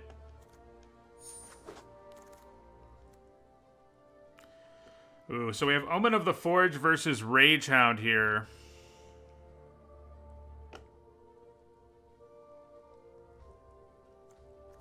I think we kind of need the Omen. We don't have a whole lot of removal. Yeah. So there's another Furious Rise, but right now our deck isn't amazing with the first one. This might not make the cut, but this can be big enough. This can be big enough. This can be big enough. This can make things big. This can make things big, but that's pretty much it. This will be big when it comes, big enough when it comes back. I think maybe we just want another Liar. I think in a world where we were loaded up with big old creatures, I'd be more intrigued by a second Furious Rise, but I think we're going with the Liar there. Okay, well here I think we want Mystic Repeal. As nice as Pursuit is with things, Mystic Repeal is great. Okay, so do we want another Maze Warden or a Cyclops? I think the Maze Warden overall is better. We do have a Caryatid here, but I think picking up one Caryatid this late is not going to make it possible to splash Eutropia. Icy Manipulator is definitely better, Zach Sherman. Yeah. So picking up the Caryatid here is not going to work out overall. I mean, it's not going to make it possible to play Eutropia. One source of blue isn't going to be good enough. Yeah, I like Furious Rise a lot in this set too. So, yeah, the Stampede Rider also is kind of on the table. This is a good pack this late. Hopefully the rest of the ones we see are this good, huh?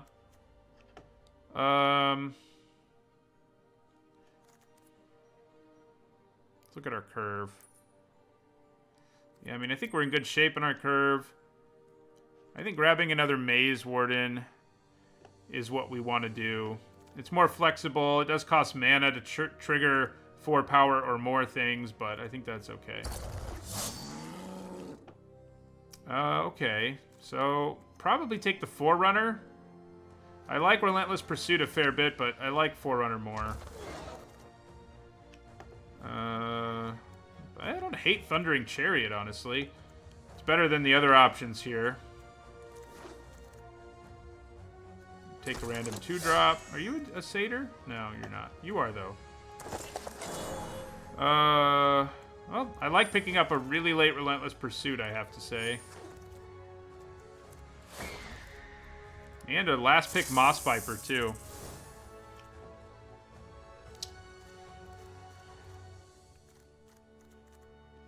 Okay. So. Probably not running Thrill of Possibility. Definitely not running the Alseid, because we didn't get the fixing we would have needed. And it's not that good to splash anyway.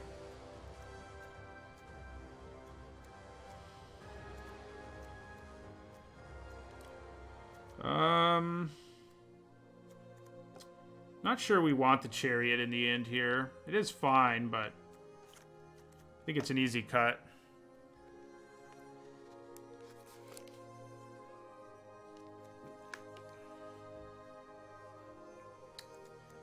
I think in the end, we may not want Infuriate. I kind of don't think we do.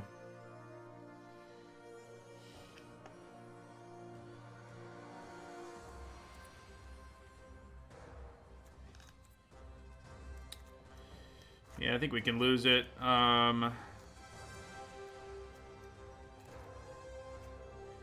Skirmisher is not amazing in this deck.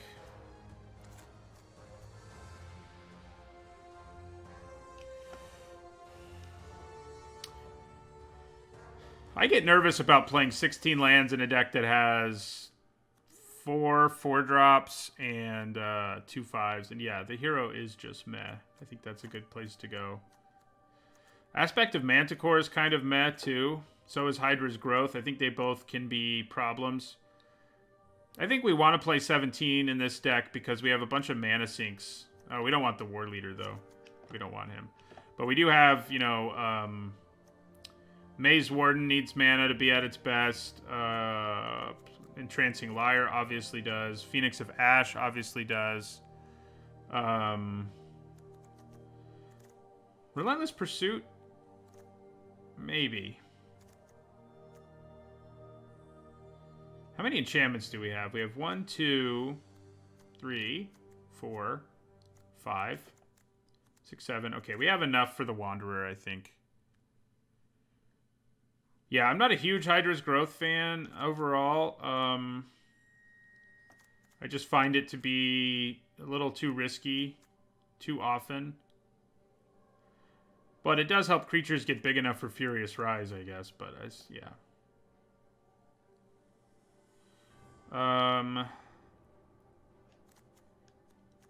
We could even consider cutting the Wanderer, I feel like, in this deck over these other options. We only have 12 creatures, though. So... we probably do need to cut Relentless Pursuit. Because 12 creatures is not a whole lot. And we can't afford to be cutting more creatures from our deck, I don't think. Yeah.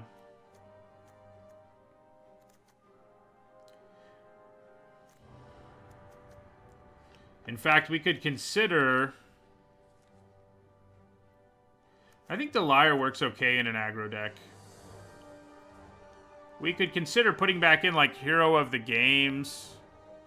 and cutting Hydra's Growth. Just to, I mean, we kind of need 13 creatures in a deck that has several auras. I would like 15 even, but you know. You only get what you get.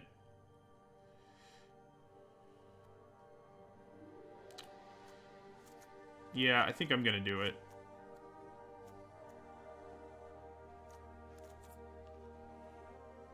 Cut Aspect instead of Growth. Yeah, the thing about Aspect is it will always keep you from getting 2 for 1. Almost always. Almost always keep you from getting 2 for 1. And Hydra's Growth doesn't. Hydra's Growth does have more upside, but it doesn't have... It has a horrible floor, and I have a hard time getting behind cards like that. So, yeah, I think we want 17 lands. We've got mana sinks. So, yeah. The one thing Relentless Pursuit might have been nice for is getting back our Phoenix, getting into our Phoenix and stuff, but that'll happen on its own, right?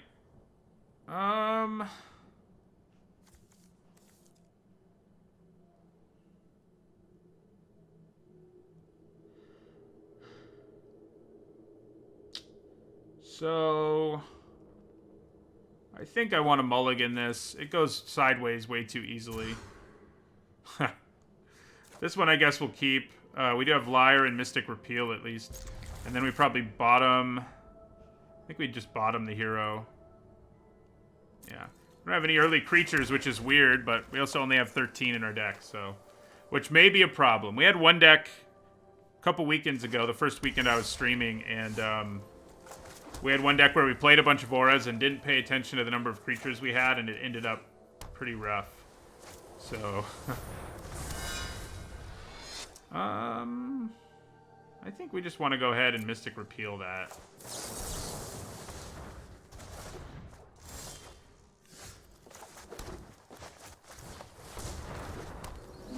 Liar plus a Crow in War is kind of a mini combo. Yeah, the 7-card hand we had definitely in hindsight was the better one, I think. Oh my god.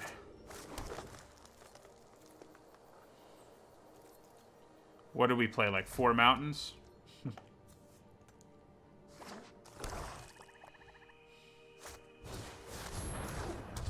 Oh, good.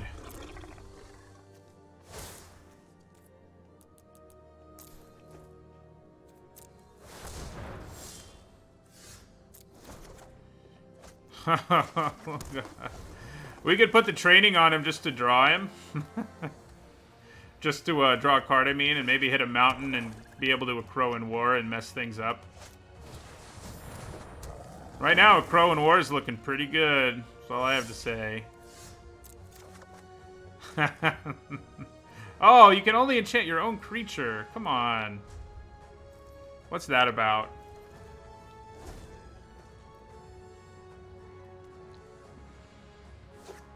I legit would have put it on their Nightmare Shepherd there if I could have. I would have done it.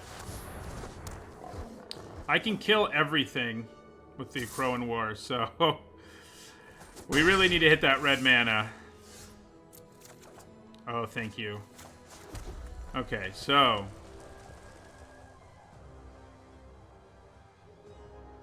how do we want to do this? How do we want to play this? Steal their Archon. But see, the creature I steal won't die is the thing.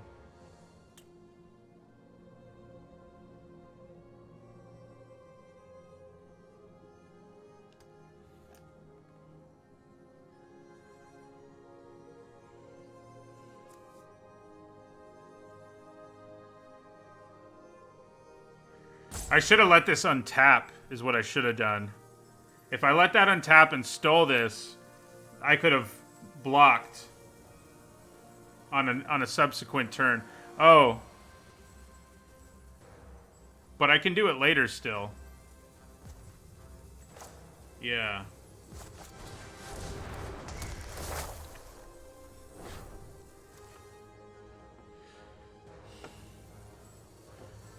So next turn I can untap this and just do what we want to do. We are going to take 7 here, but you know, it's whatever.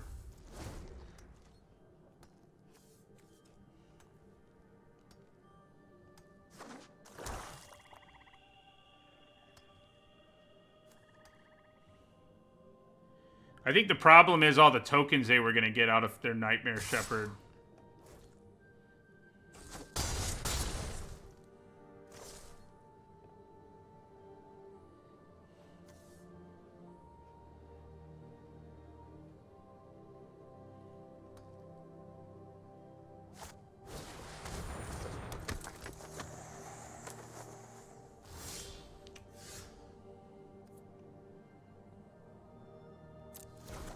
Oh, wait. I was thinking I'd be able to block. But I can't.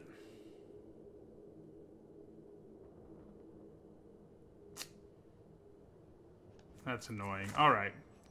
Well, the good news is we can at least block on the ground. All their creatures are going to die.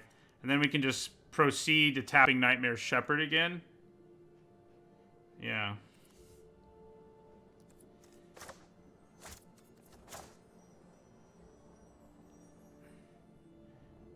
Do I want to avoid 4 damage here? I think I do.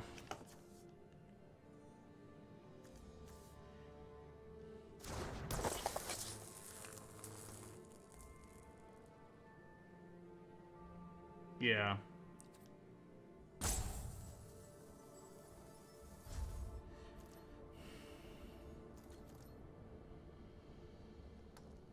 Oh, retap the Shepherd. That is the best plan. You're right. Why are they doing? Oh, he won't have to tap. All the others will, but he won't have to. So I should have probably played something else, but at least Galia can block, I guess. And that does matter, since we're at, like, no life.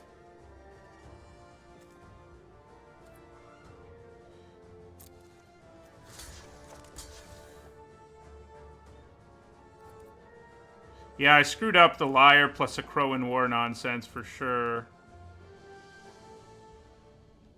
So we got a 4 here, yeah. So the other option I have here is to tap this. No, that's not a good idea. No. They might be able to kill us with a trick here. I do get a token. That's true. Kind of forgot about that. Unless they exile her. So now I won't. So I probably should have blocked the 2/2, I guess.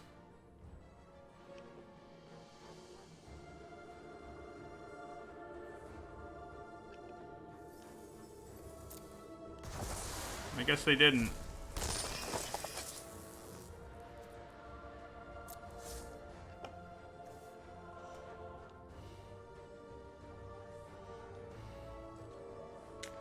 Okay.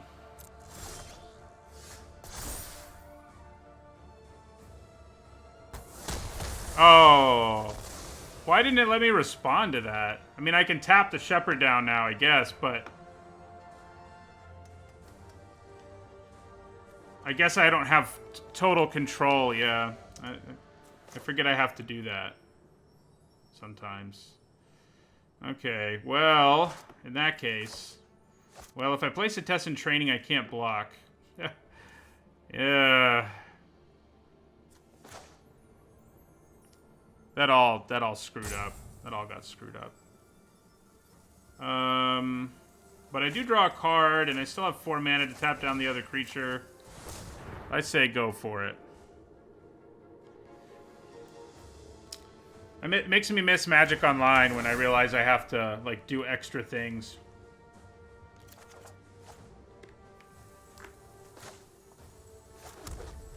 So, 4, 5, 6. Yeah, okay. I think we probably lose.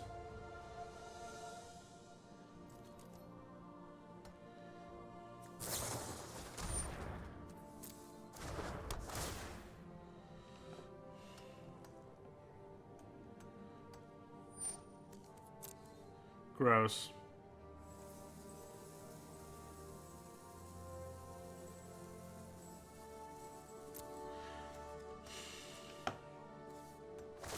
We definitely had the potential there to really, like, destroy them, but, we screwed it up, obviously.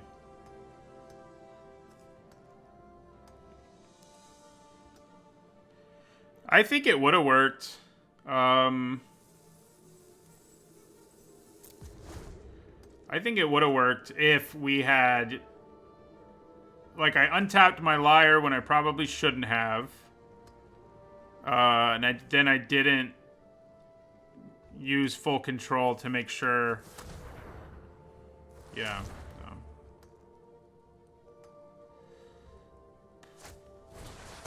Well, that's gross.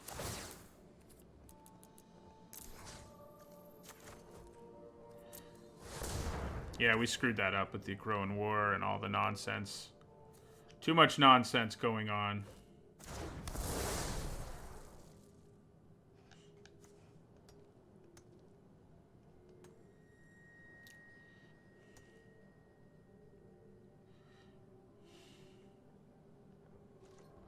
So when this dies, it can get back Myers' Grasp. That'll be fun.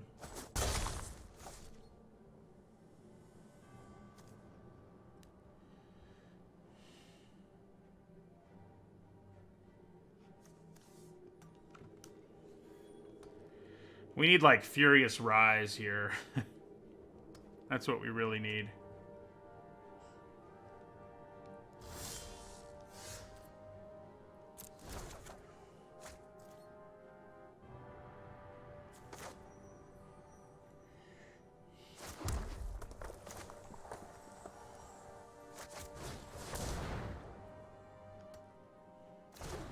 Yeah, I'm not really sure why he did it. Clearing the board feels nice. I don't know. That's as good a guess as any, I guess.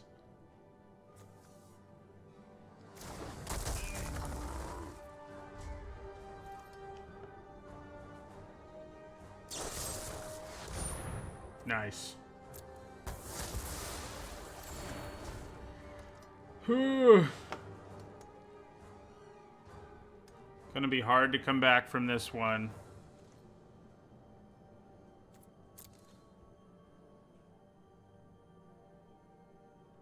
I mean, I definitely block Temple Thief if it attacks me here. It's too bad we didn't get the Labyrinth, huh? I think we have 2 of these guys.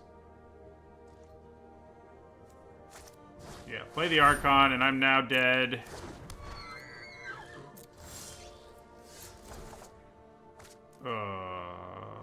Yeah, I'm dead. The other Liar would have been hilarious. That much is true.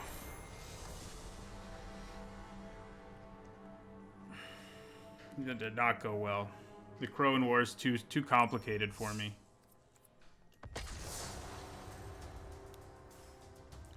Hold control next time. Because that is not unlikely to come up again here because, you know, we have two Liars and a Crowan War.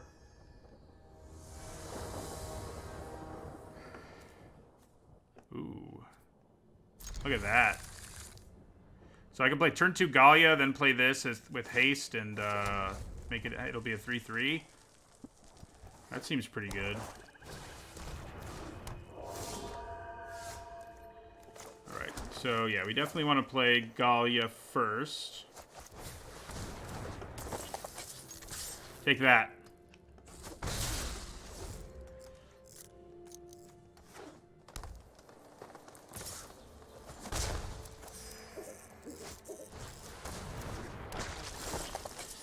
Okay. Pretty nice curve out we have here.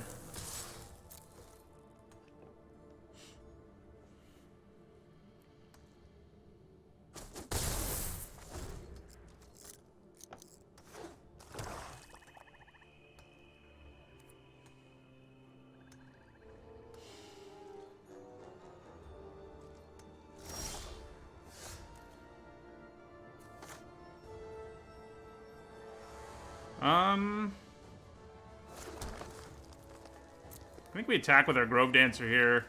If they double block, I'm pretty okay with it. Then we play our Cyclops.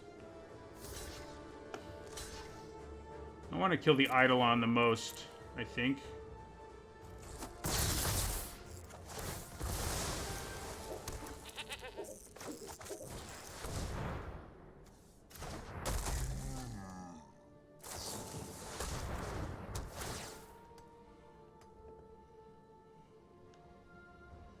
Trample next turn. It'd be nice to get her trigger at some point.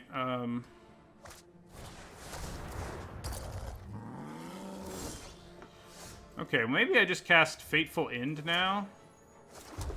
And attack for 6. Yeah, I think that's pretty good.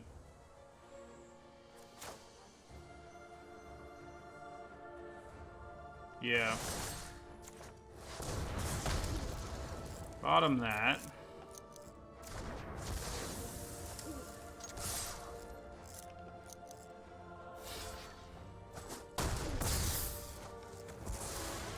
Clearing out their board before giving my guys trample is pretty good, I think.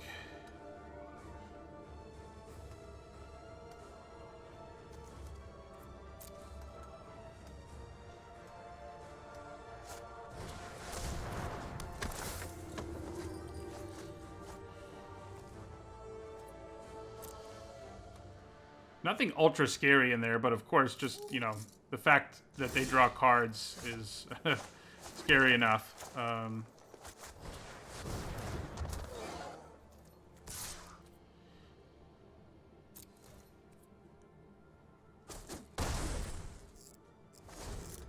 could just tap it and swing for 6, it's true. But I can do that later. And also add to the board here. Because I can still do it now. And it'll be lethal.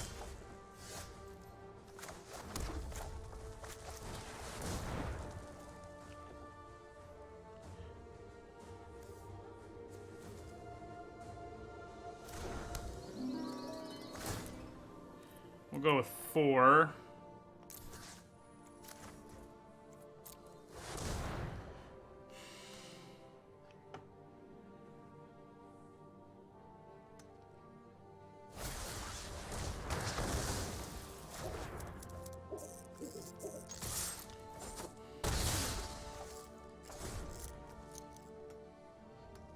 Would have been nice to get to. Well, we wouldn't have triggered it, would we have? No, because you have to discard. If you don't discard, it doesn't count. All right. Well, see you later, Galia. I've appreciated your help. Decline. Ah, oh. Well, it still wouldn't have been lethal, but it is kind of funny to draw a satyr.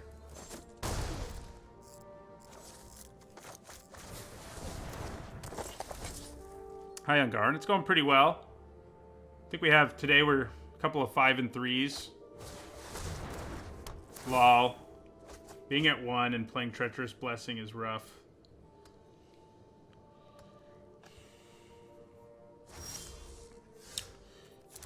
Yeah, alright.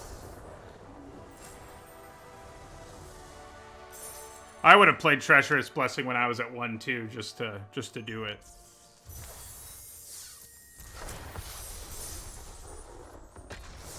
We haven't seen our Phoenix yet. We need one of those games where Phoenix just takes over, which will be most games. You play it, I guess. Hey! Complain and you'll get what you want. I wish I was going first, but what are you gonna do? You can't have everything, you know? We have the Satyr hand, too. It'd be kind of hilarious if we drew our Satyr Lord on turn 2. It's like, is it better to play the Satyr Lord than Phoenix of Ash on turn? You know, I don't know. It might be. Let's go with the Wanderer.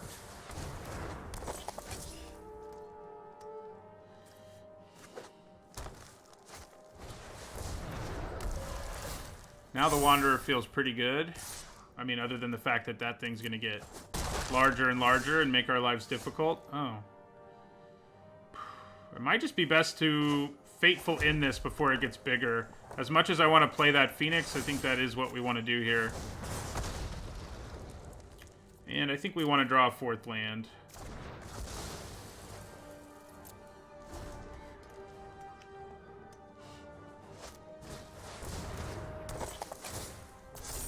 I think I block if the Chimera attacks me here. Yeah, I didn't really think it would, but... Alright, so... Let's get this right this time. We steal either of these... and block the other one. I could also just play my Phoenix of Ash here, but... I think stealing one of these...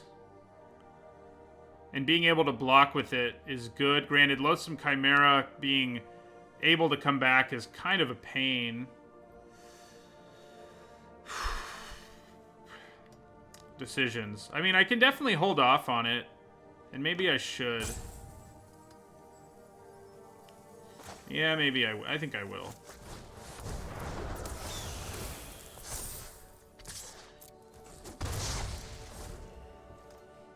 Yeah, I think getting the Phoenix down, starting the clock, and then being able to mess up the game with the Crow in War later will feel pretty good.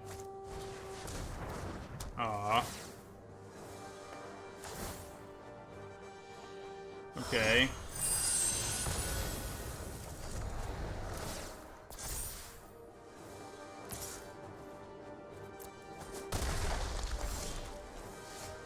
Okay. Well, I think we go with the Akroan War and steal their Chimera now. I think we kind of have to do it now.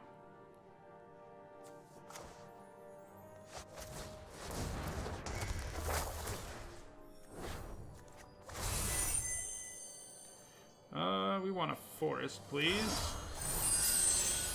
We kind of needed that land drop, too.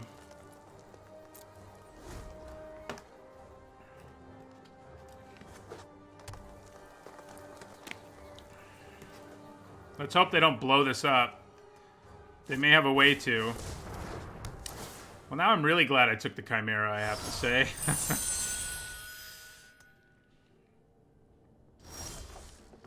Double Liar, that'll be good. Okay, so I think we just play a Grove Dancer. Grab a forest. And play another Grove Dancer. Grab a forest. And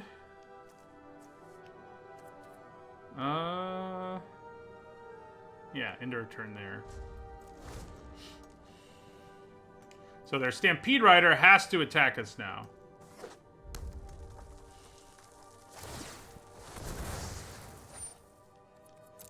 And how many cards do you need? You only need 3. That's kind of ridiculous.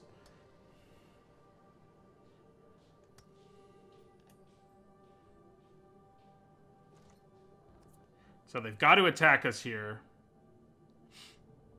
with all their dudes. So bring them on over.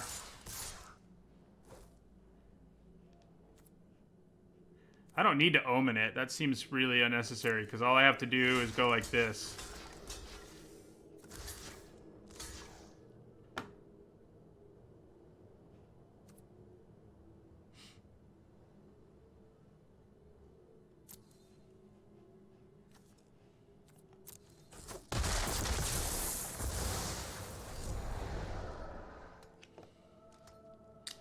So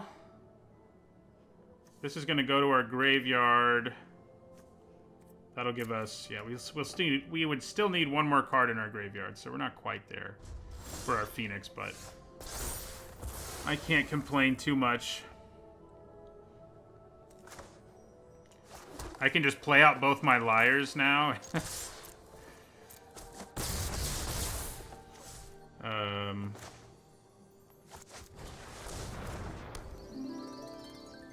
Is it better to just play one and hold on to the other one for now? I guess I have the time to play both, so I will.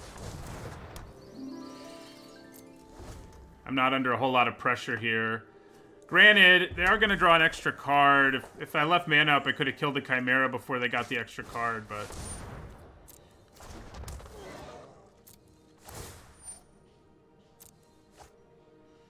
Moss Viper. Okay. Well, there's our Furious Rise, which is kind of useless right now. So I can mill a card here and get back my Phoenix. 4, 5, 6, 7, 8. Doesn't really seem worth it to me right now. I think I just play the Furious Rise and leave up mana. Oh, yeah, that's enough mana to tap down the Forerunner, too. So I think I play this, tap down the Forerunner, and hit them for 5. I guess we may as well tap down the Forerunner first, see if they have a trick to screw up this whole plan. They don't.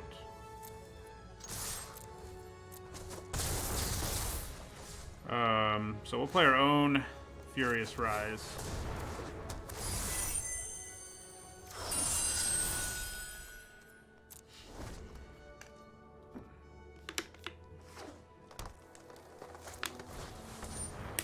So we can kill that with our Omen, luckily. They can get their Chimera back, but I can kill it with the Omen too.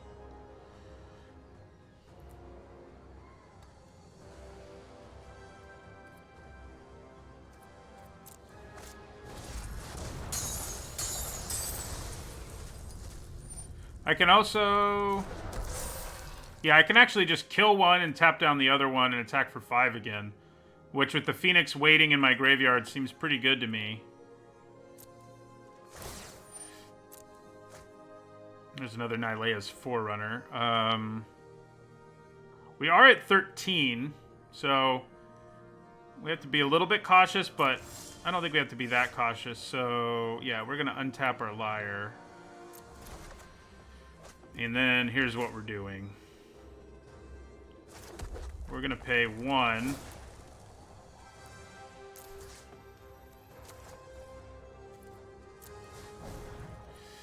Then we're gonna Omen of the Forge.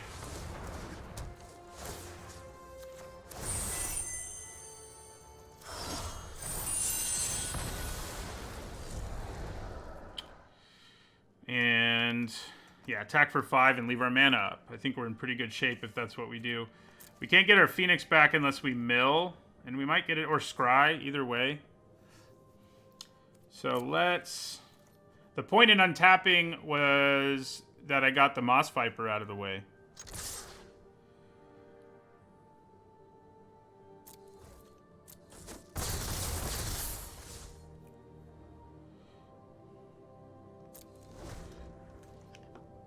Oh, I see what you're saying. Yeah.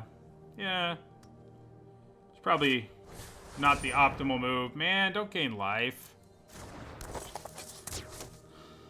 We're about to gain life. Which ruins our life. Entirely.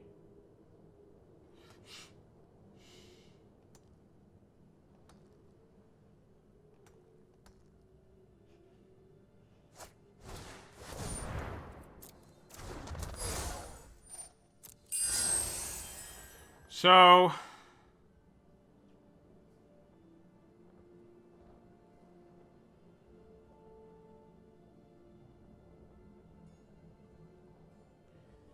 I'm gonna let them do whatever they want to do here and not tap anything.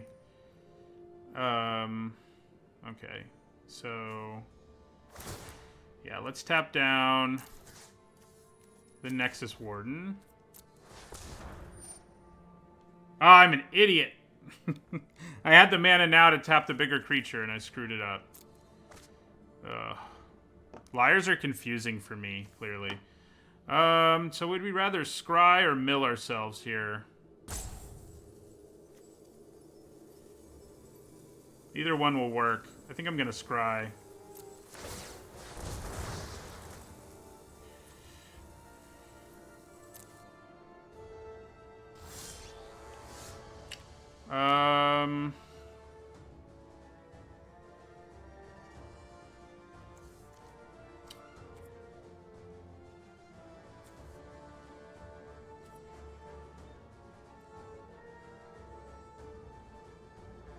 Is there any point in untapping? Do I get lethal through either way? 1, 2, 3, 4, 5, 6, 7, 8. So we can pump the Phoenix. 4, 5, 6. Yeah, okay. So we don't. We decline.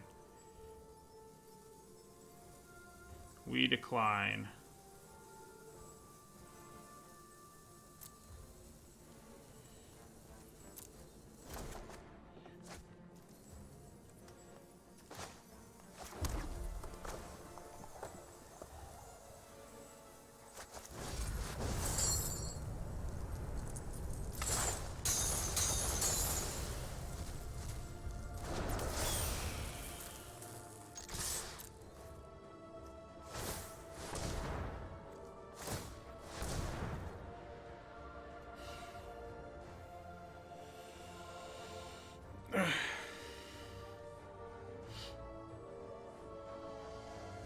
Hello? Why are they saying hello?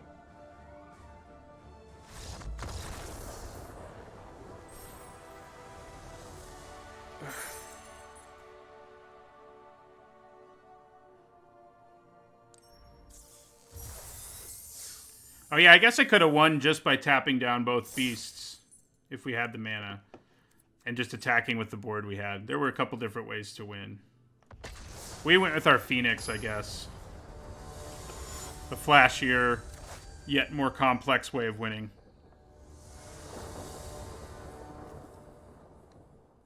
Alright, this is definitely a keeper.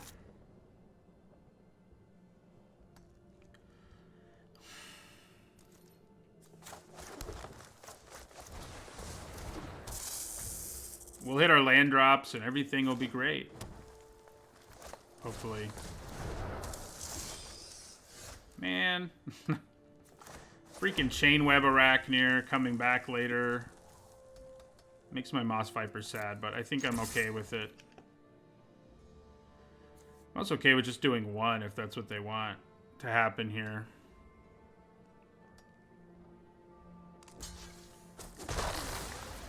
It won't be back for a while. That's how I'm looking at it.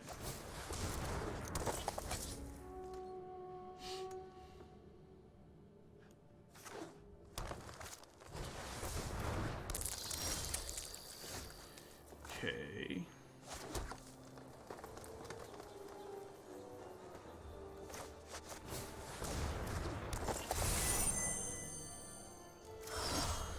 We hit our land drop.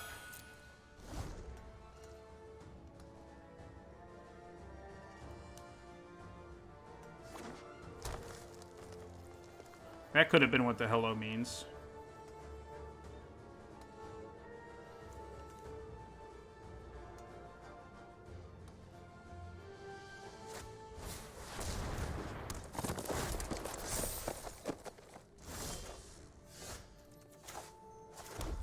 Right.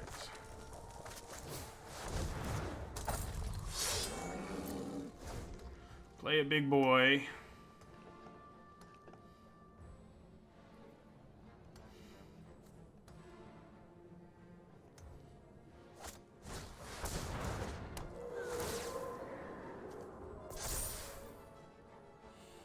Okay.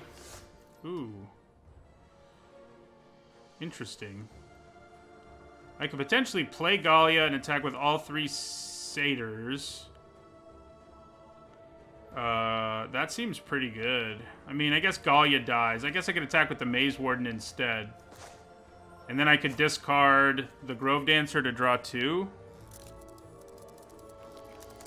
Yeah, I think that's really attractive here.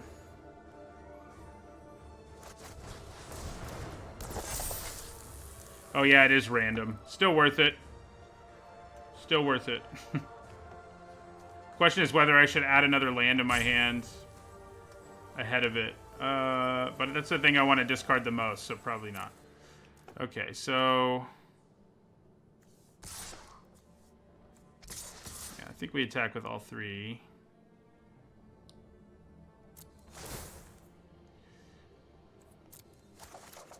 Alright, we lost our Maze Warden, but I can accept that. Ooh. Hello, Mystic Repeal. I can actually wait to see how they block and use it thanks to... oh no, they don't have Trample. But, yeah, I can still wait and see what happens here.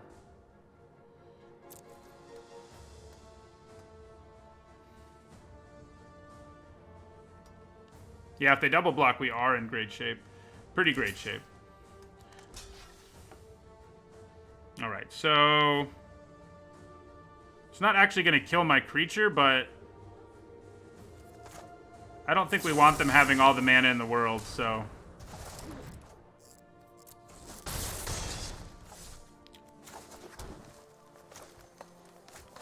oh, I could have played another creature with haste. That was a mistake.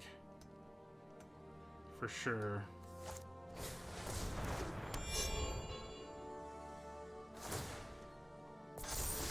Well, it feels like we're in a really good place now. I'm gonna hold on to this mountain.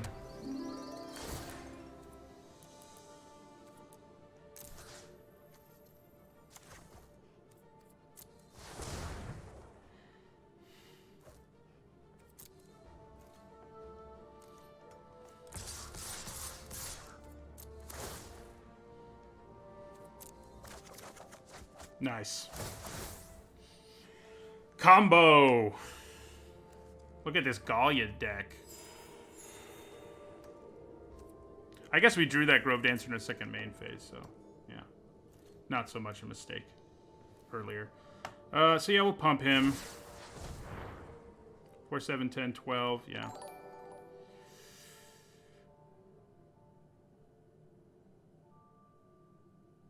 Drops them to 5. Yeah. So Phoenix can just end it next turn, potentially.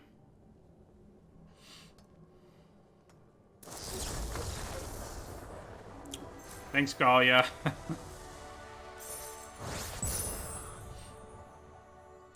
It's fun to have a hand, you know. You usually draft Gallia, and she's just a 2-mana 2/2 with a nice ability, but it was funny to get, like, all of our satyrs there.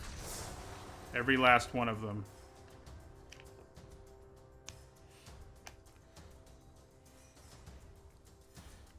I guess the Liar has probably been the MVP, but Gallia's more fun.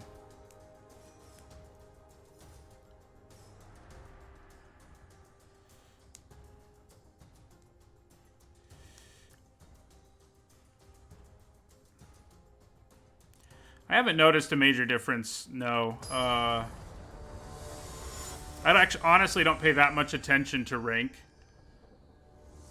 I just play this because it's faster and I think more entertaining. Okay, this is pretty good. We just need to draw a Gallia. Who do we play first of our 3/2 drops? Well, not the Rage Hound. That much is clear. I think we'll go with the Oracle.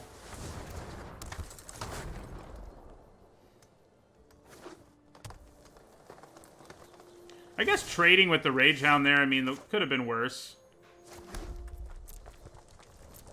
Also, they can't get protection from our Liar, which is nice. We're just going to let this hit them. Question now is, I think we'd rather play a Grove Dancer. We also have time to play our Liar, though. You can tap that down for 1 and whatnot.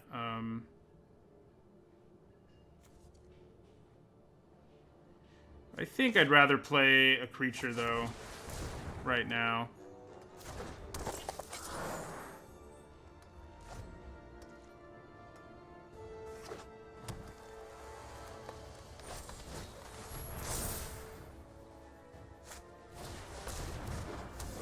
Now that makes sense. For a second there, I was like, what is even happening right now?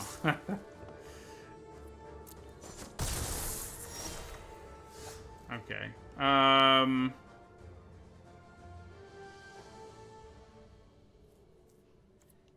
Well, we're gonna attack. I think we want to play our Rage Hound here.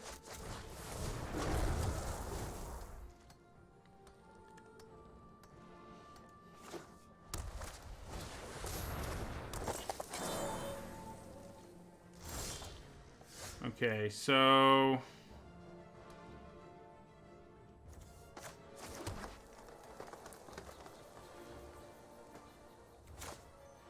probably play the Liar and tap down the Alseid. And then attack with both. Thank you for the sub, Hazmat Medic.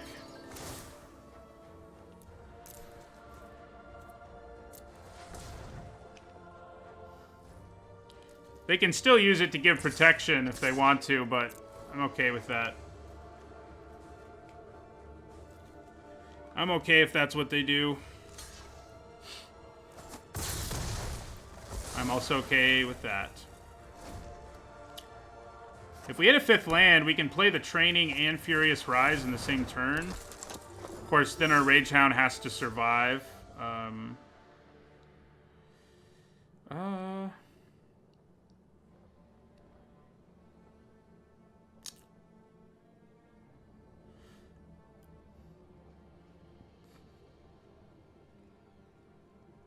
I think we do. I think we'd rather tap down the Evangel. Yeah. Ooh. Well. That solves some problems. Okay, so let's Mystic Repeal. They can give it protection in response, but I think we're okay with that. Let's Mystic Repeal the Evangel. Do they give it protection in response? They do. But it has to be protection from green. Oh, I didn't think about that.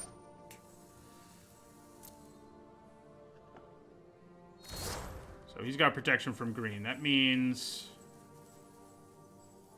that I can use Aspect of Manticore to finish the job here. Yeah. And maybe that's what I want to do. I think it probably is. Or they'll just take the damage. That's cool too. He got it back because of the Evangel's ability.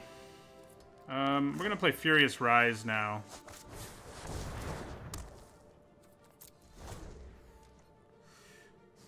Hello, Mark Eider's Spirit.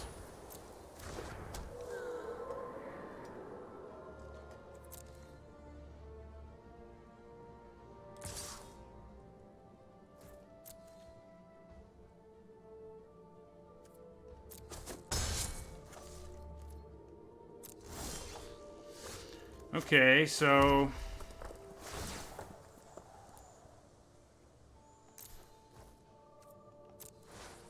think they can pump it in response? No. Alright, so now I think we put Setessan Training on it and attack.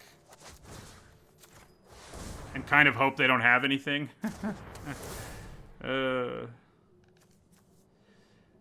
We do get to draw the card at least. We may have just opened it up to that removal spell though. Yeah, we did.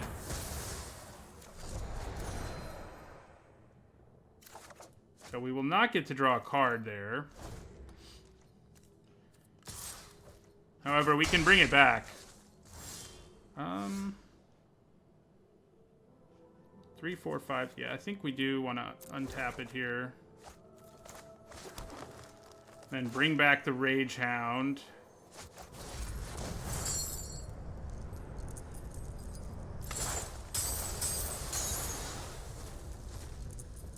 Who can now draw us a card at the end of our turn.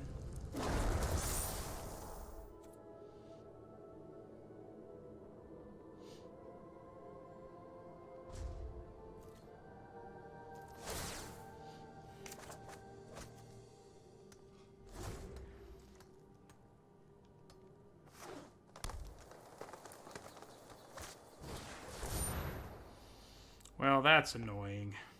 I still get to draw cards off of it. Oh, unless they pay the mana here. So let's let it resolve. And then let's do this.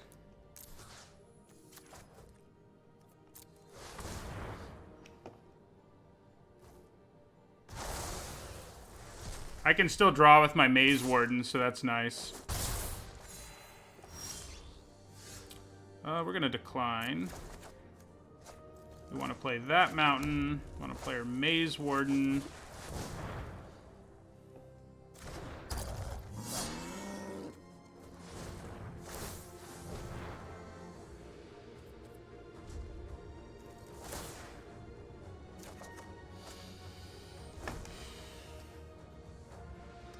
Yeah, they have gained a ton of life.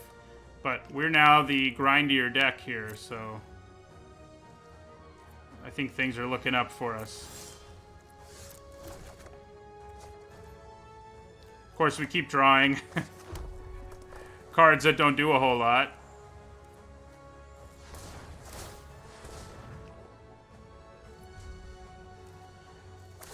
Even with our extra draws. Hey, there we go. We got a...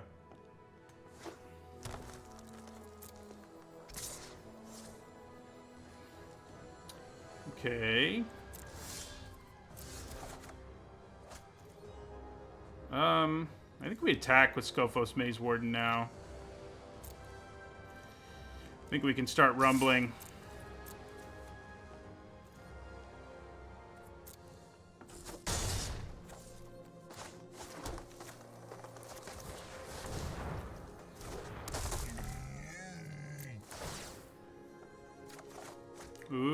It's actually not super awesome right now. Alseid of Life's Bounty can kind of give it a big middle finger, but our opponent scoops, so it doesn't matter. Yay, Furious Rise!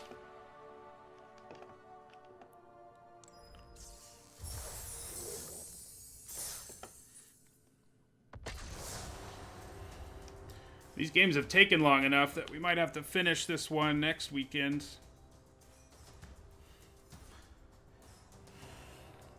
We'll have to see.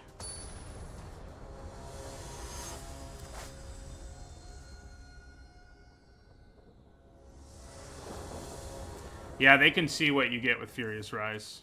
Ooh, good hand. Good hand.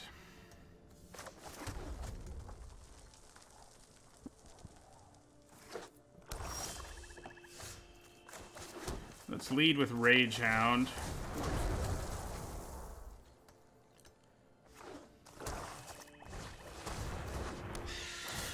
Well, she's a problem if they ever actually, like, cash in on her trigger.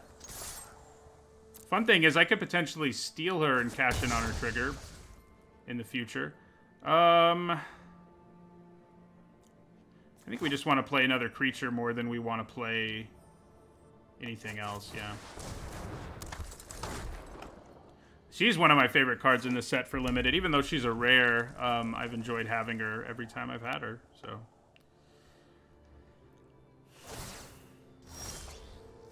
Okay. So they have a bunch of mana untapped, and they're playing black and red. I think I just want to attack here, not play Setessan Training and tempt any bad things happening to us.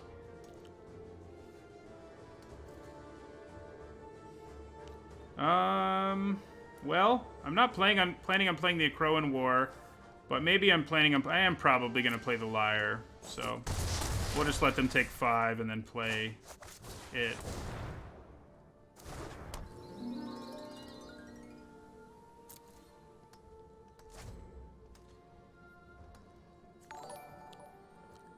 Yeah, I mean, if someone can find a way in Standard to consistently play her on turn 2 and basically give you a 2/1 flyer and a 2/2 zombie, it's going to feel pretty good. Okay. That's aggressive. Bring it on. Do we want to use the Akroan War at this point? I don't think we really do.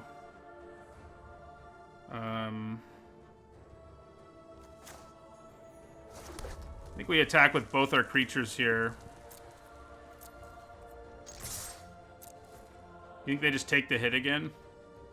I'm okay with it if they do, so. Alright, so they're going to make me pump. No?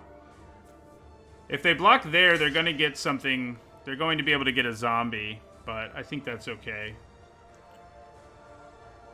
Yeah.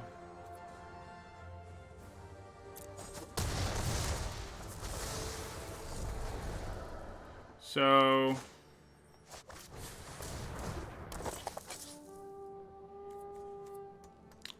that is what we'll do.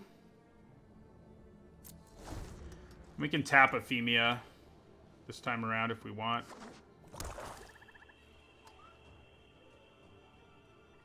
Glad you made it to the stream too, Scary Bunny.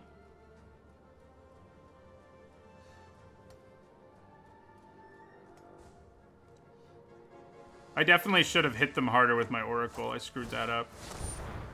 Alright, so we're going to go ahead and tap down Ephemia at least.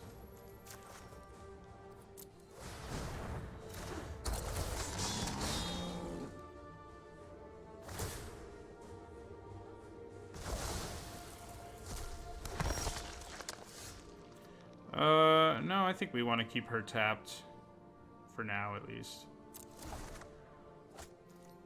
Okay.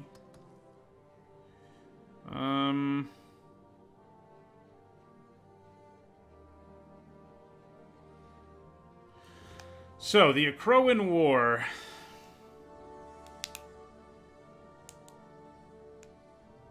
Doesn't seem like it does enough for me just yet. I think I just play the Forerunner here. Maybe hit a forest. Yeah, the forests are nice.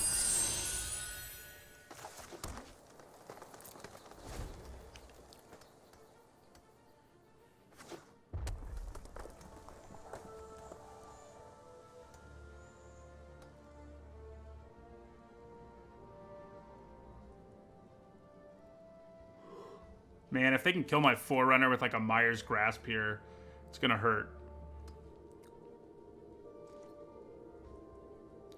Yeah, I'd rather make them use a trick at least. Maybe, I don't know. Alright, so I'm kind of okay if my Wanderer dies, and I'm kind of okay if my Forerunner dies. We have Underworld Ragehound in the graveyard, so we get a little bit of value out of anything, you know, so... Yeah, that Rage Scarred Berserker is kind of scary, though, that's for sure. I think we're going to decline again, because we can get back... Well, no, we can't yet, actually, but we're still going to decline. Okay. Well...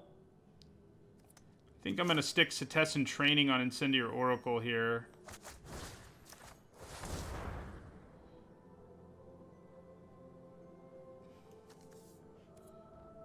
Uh-oh. Do they have a response? I think they do. That's not good.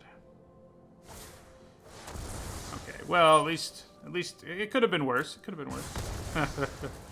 The good news is my Underworld Ragehound's online. That's what's nice about, you know, sometimes getting 2 for 1 works out for you, because you can get back your Underworld Ragehound. You know? Yeah, Omen would have been really bad. At least they had to pay 3 and give up a zombie token. That's not so good. Might be time to start tapping down Rage Scarred Berserker, huh? Yeah. So... A Crow in War is getting... I mean, the good news is... If we tap this down and then steal Ephemia, they're both gonna die. So that kind of works out for us, I think. But I think we're waiting until next turn to do it. Yeah.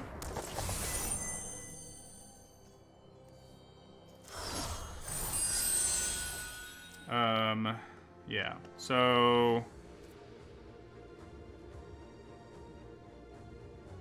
I guess taking the 5-4, yeah, in the short term, it might help us just kill them straight up, I guess.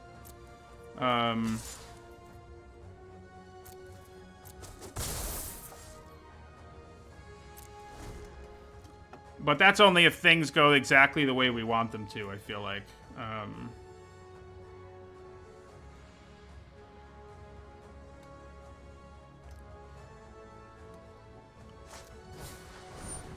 Ooh.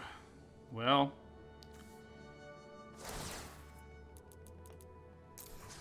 So we're definitely going to do this.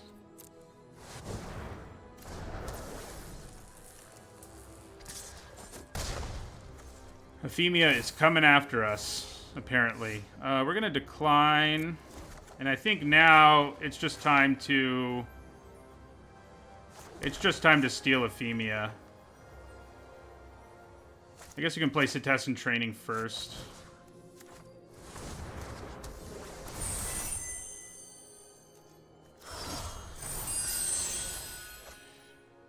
Well, now we don't really need to use a Crow in War.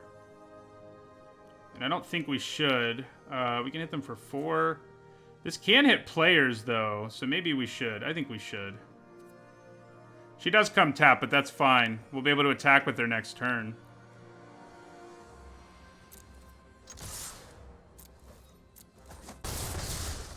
So yeah, let's do it.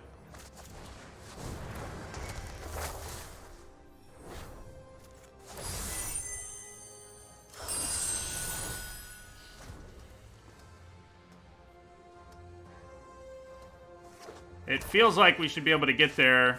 Yeah, we got there. We could kill them any number of ways now.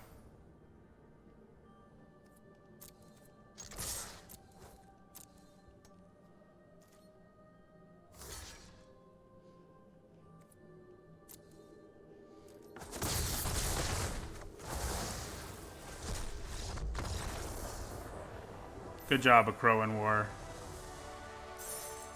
We've had a lot of cards helping us out here.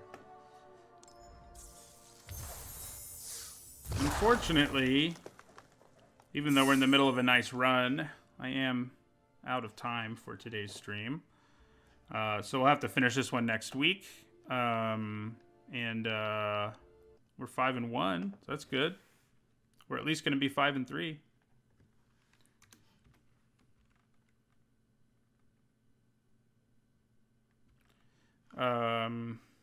Yeah, so we'll add these score to our win percentage. So yeah, be back next weekend, same time, 8 to noon Eastern time. See y'all then. Everyone have a nice rest of your Sunday.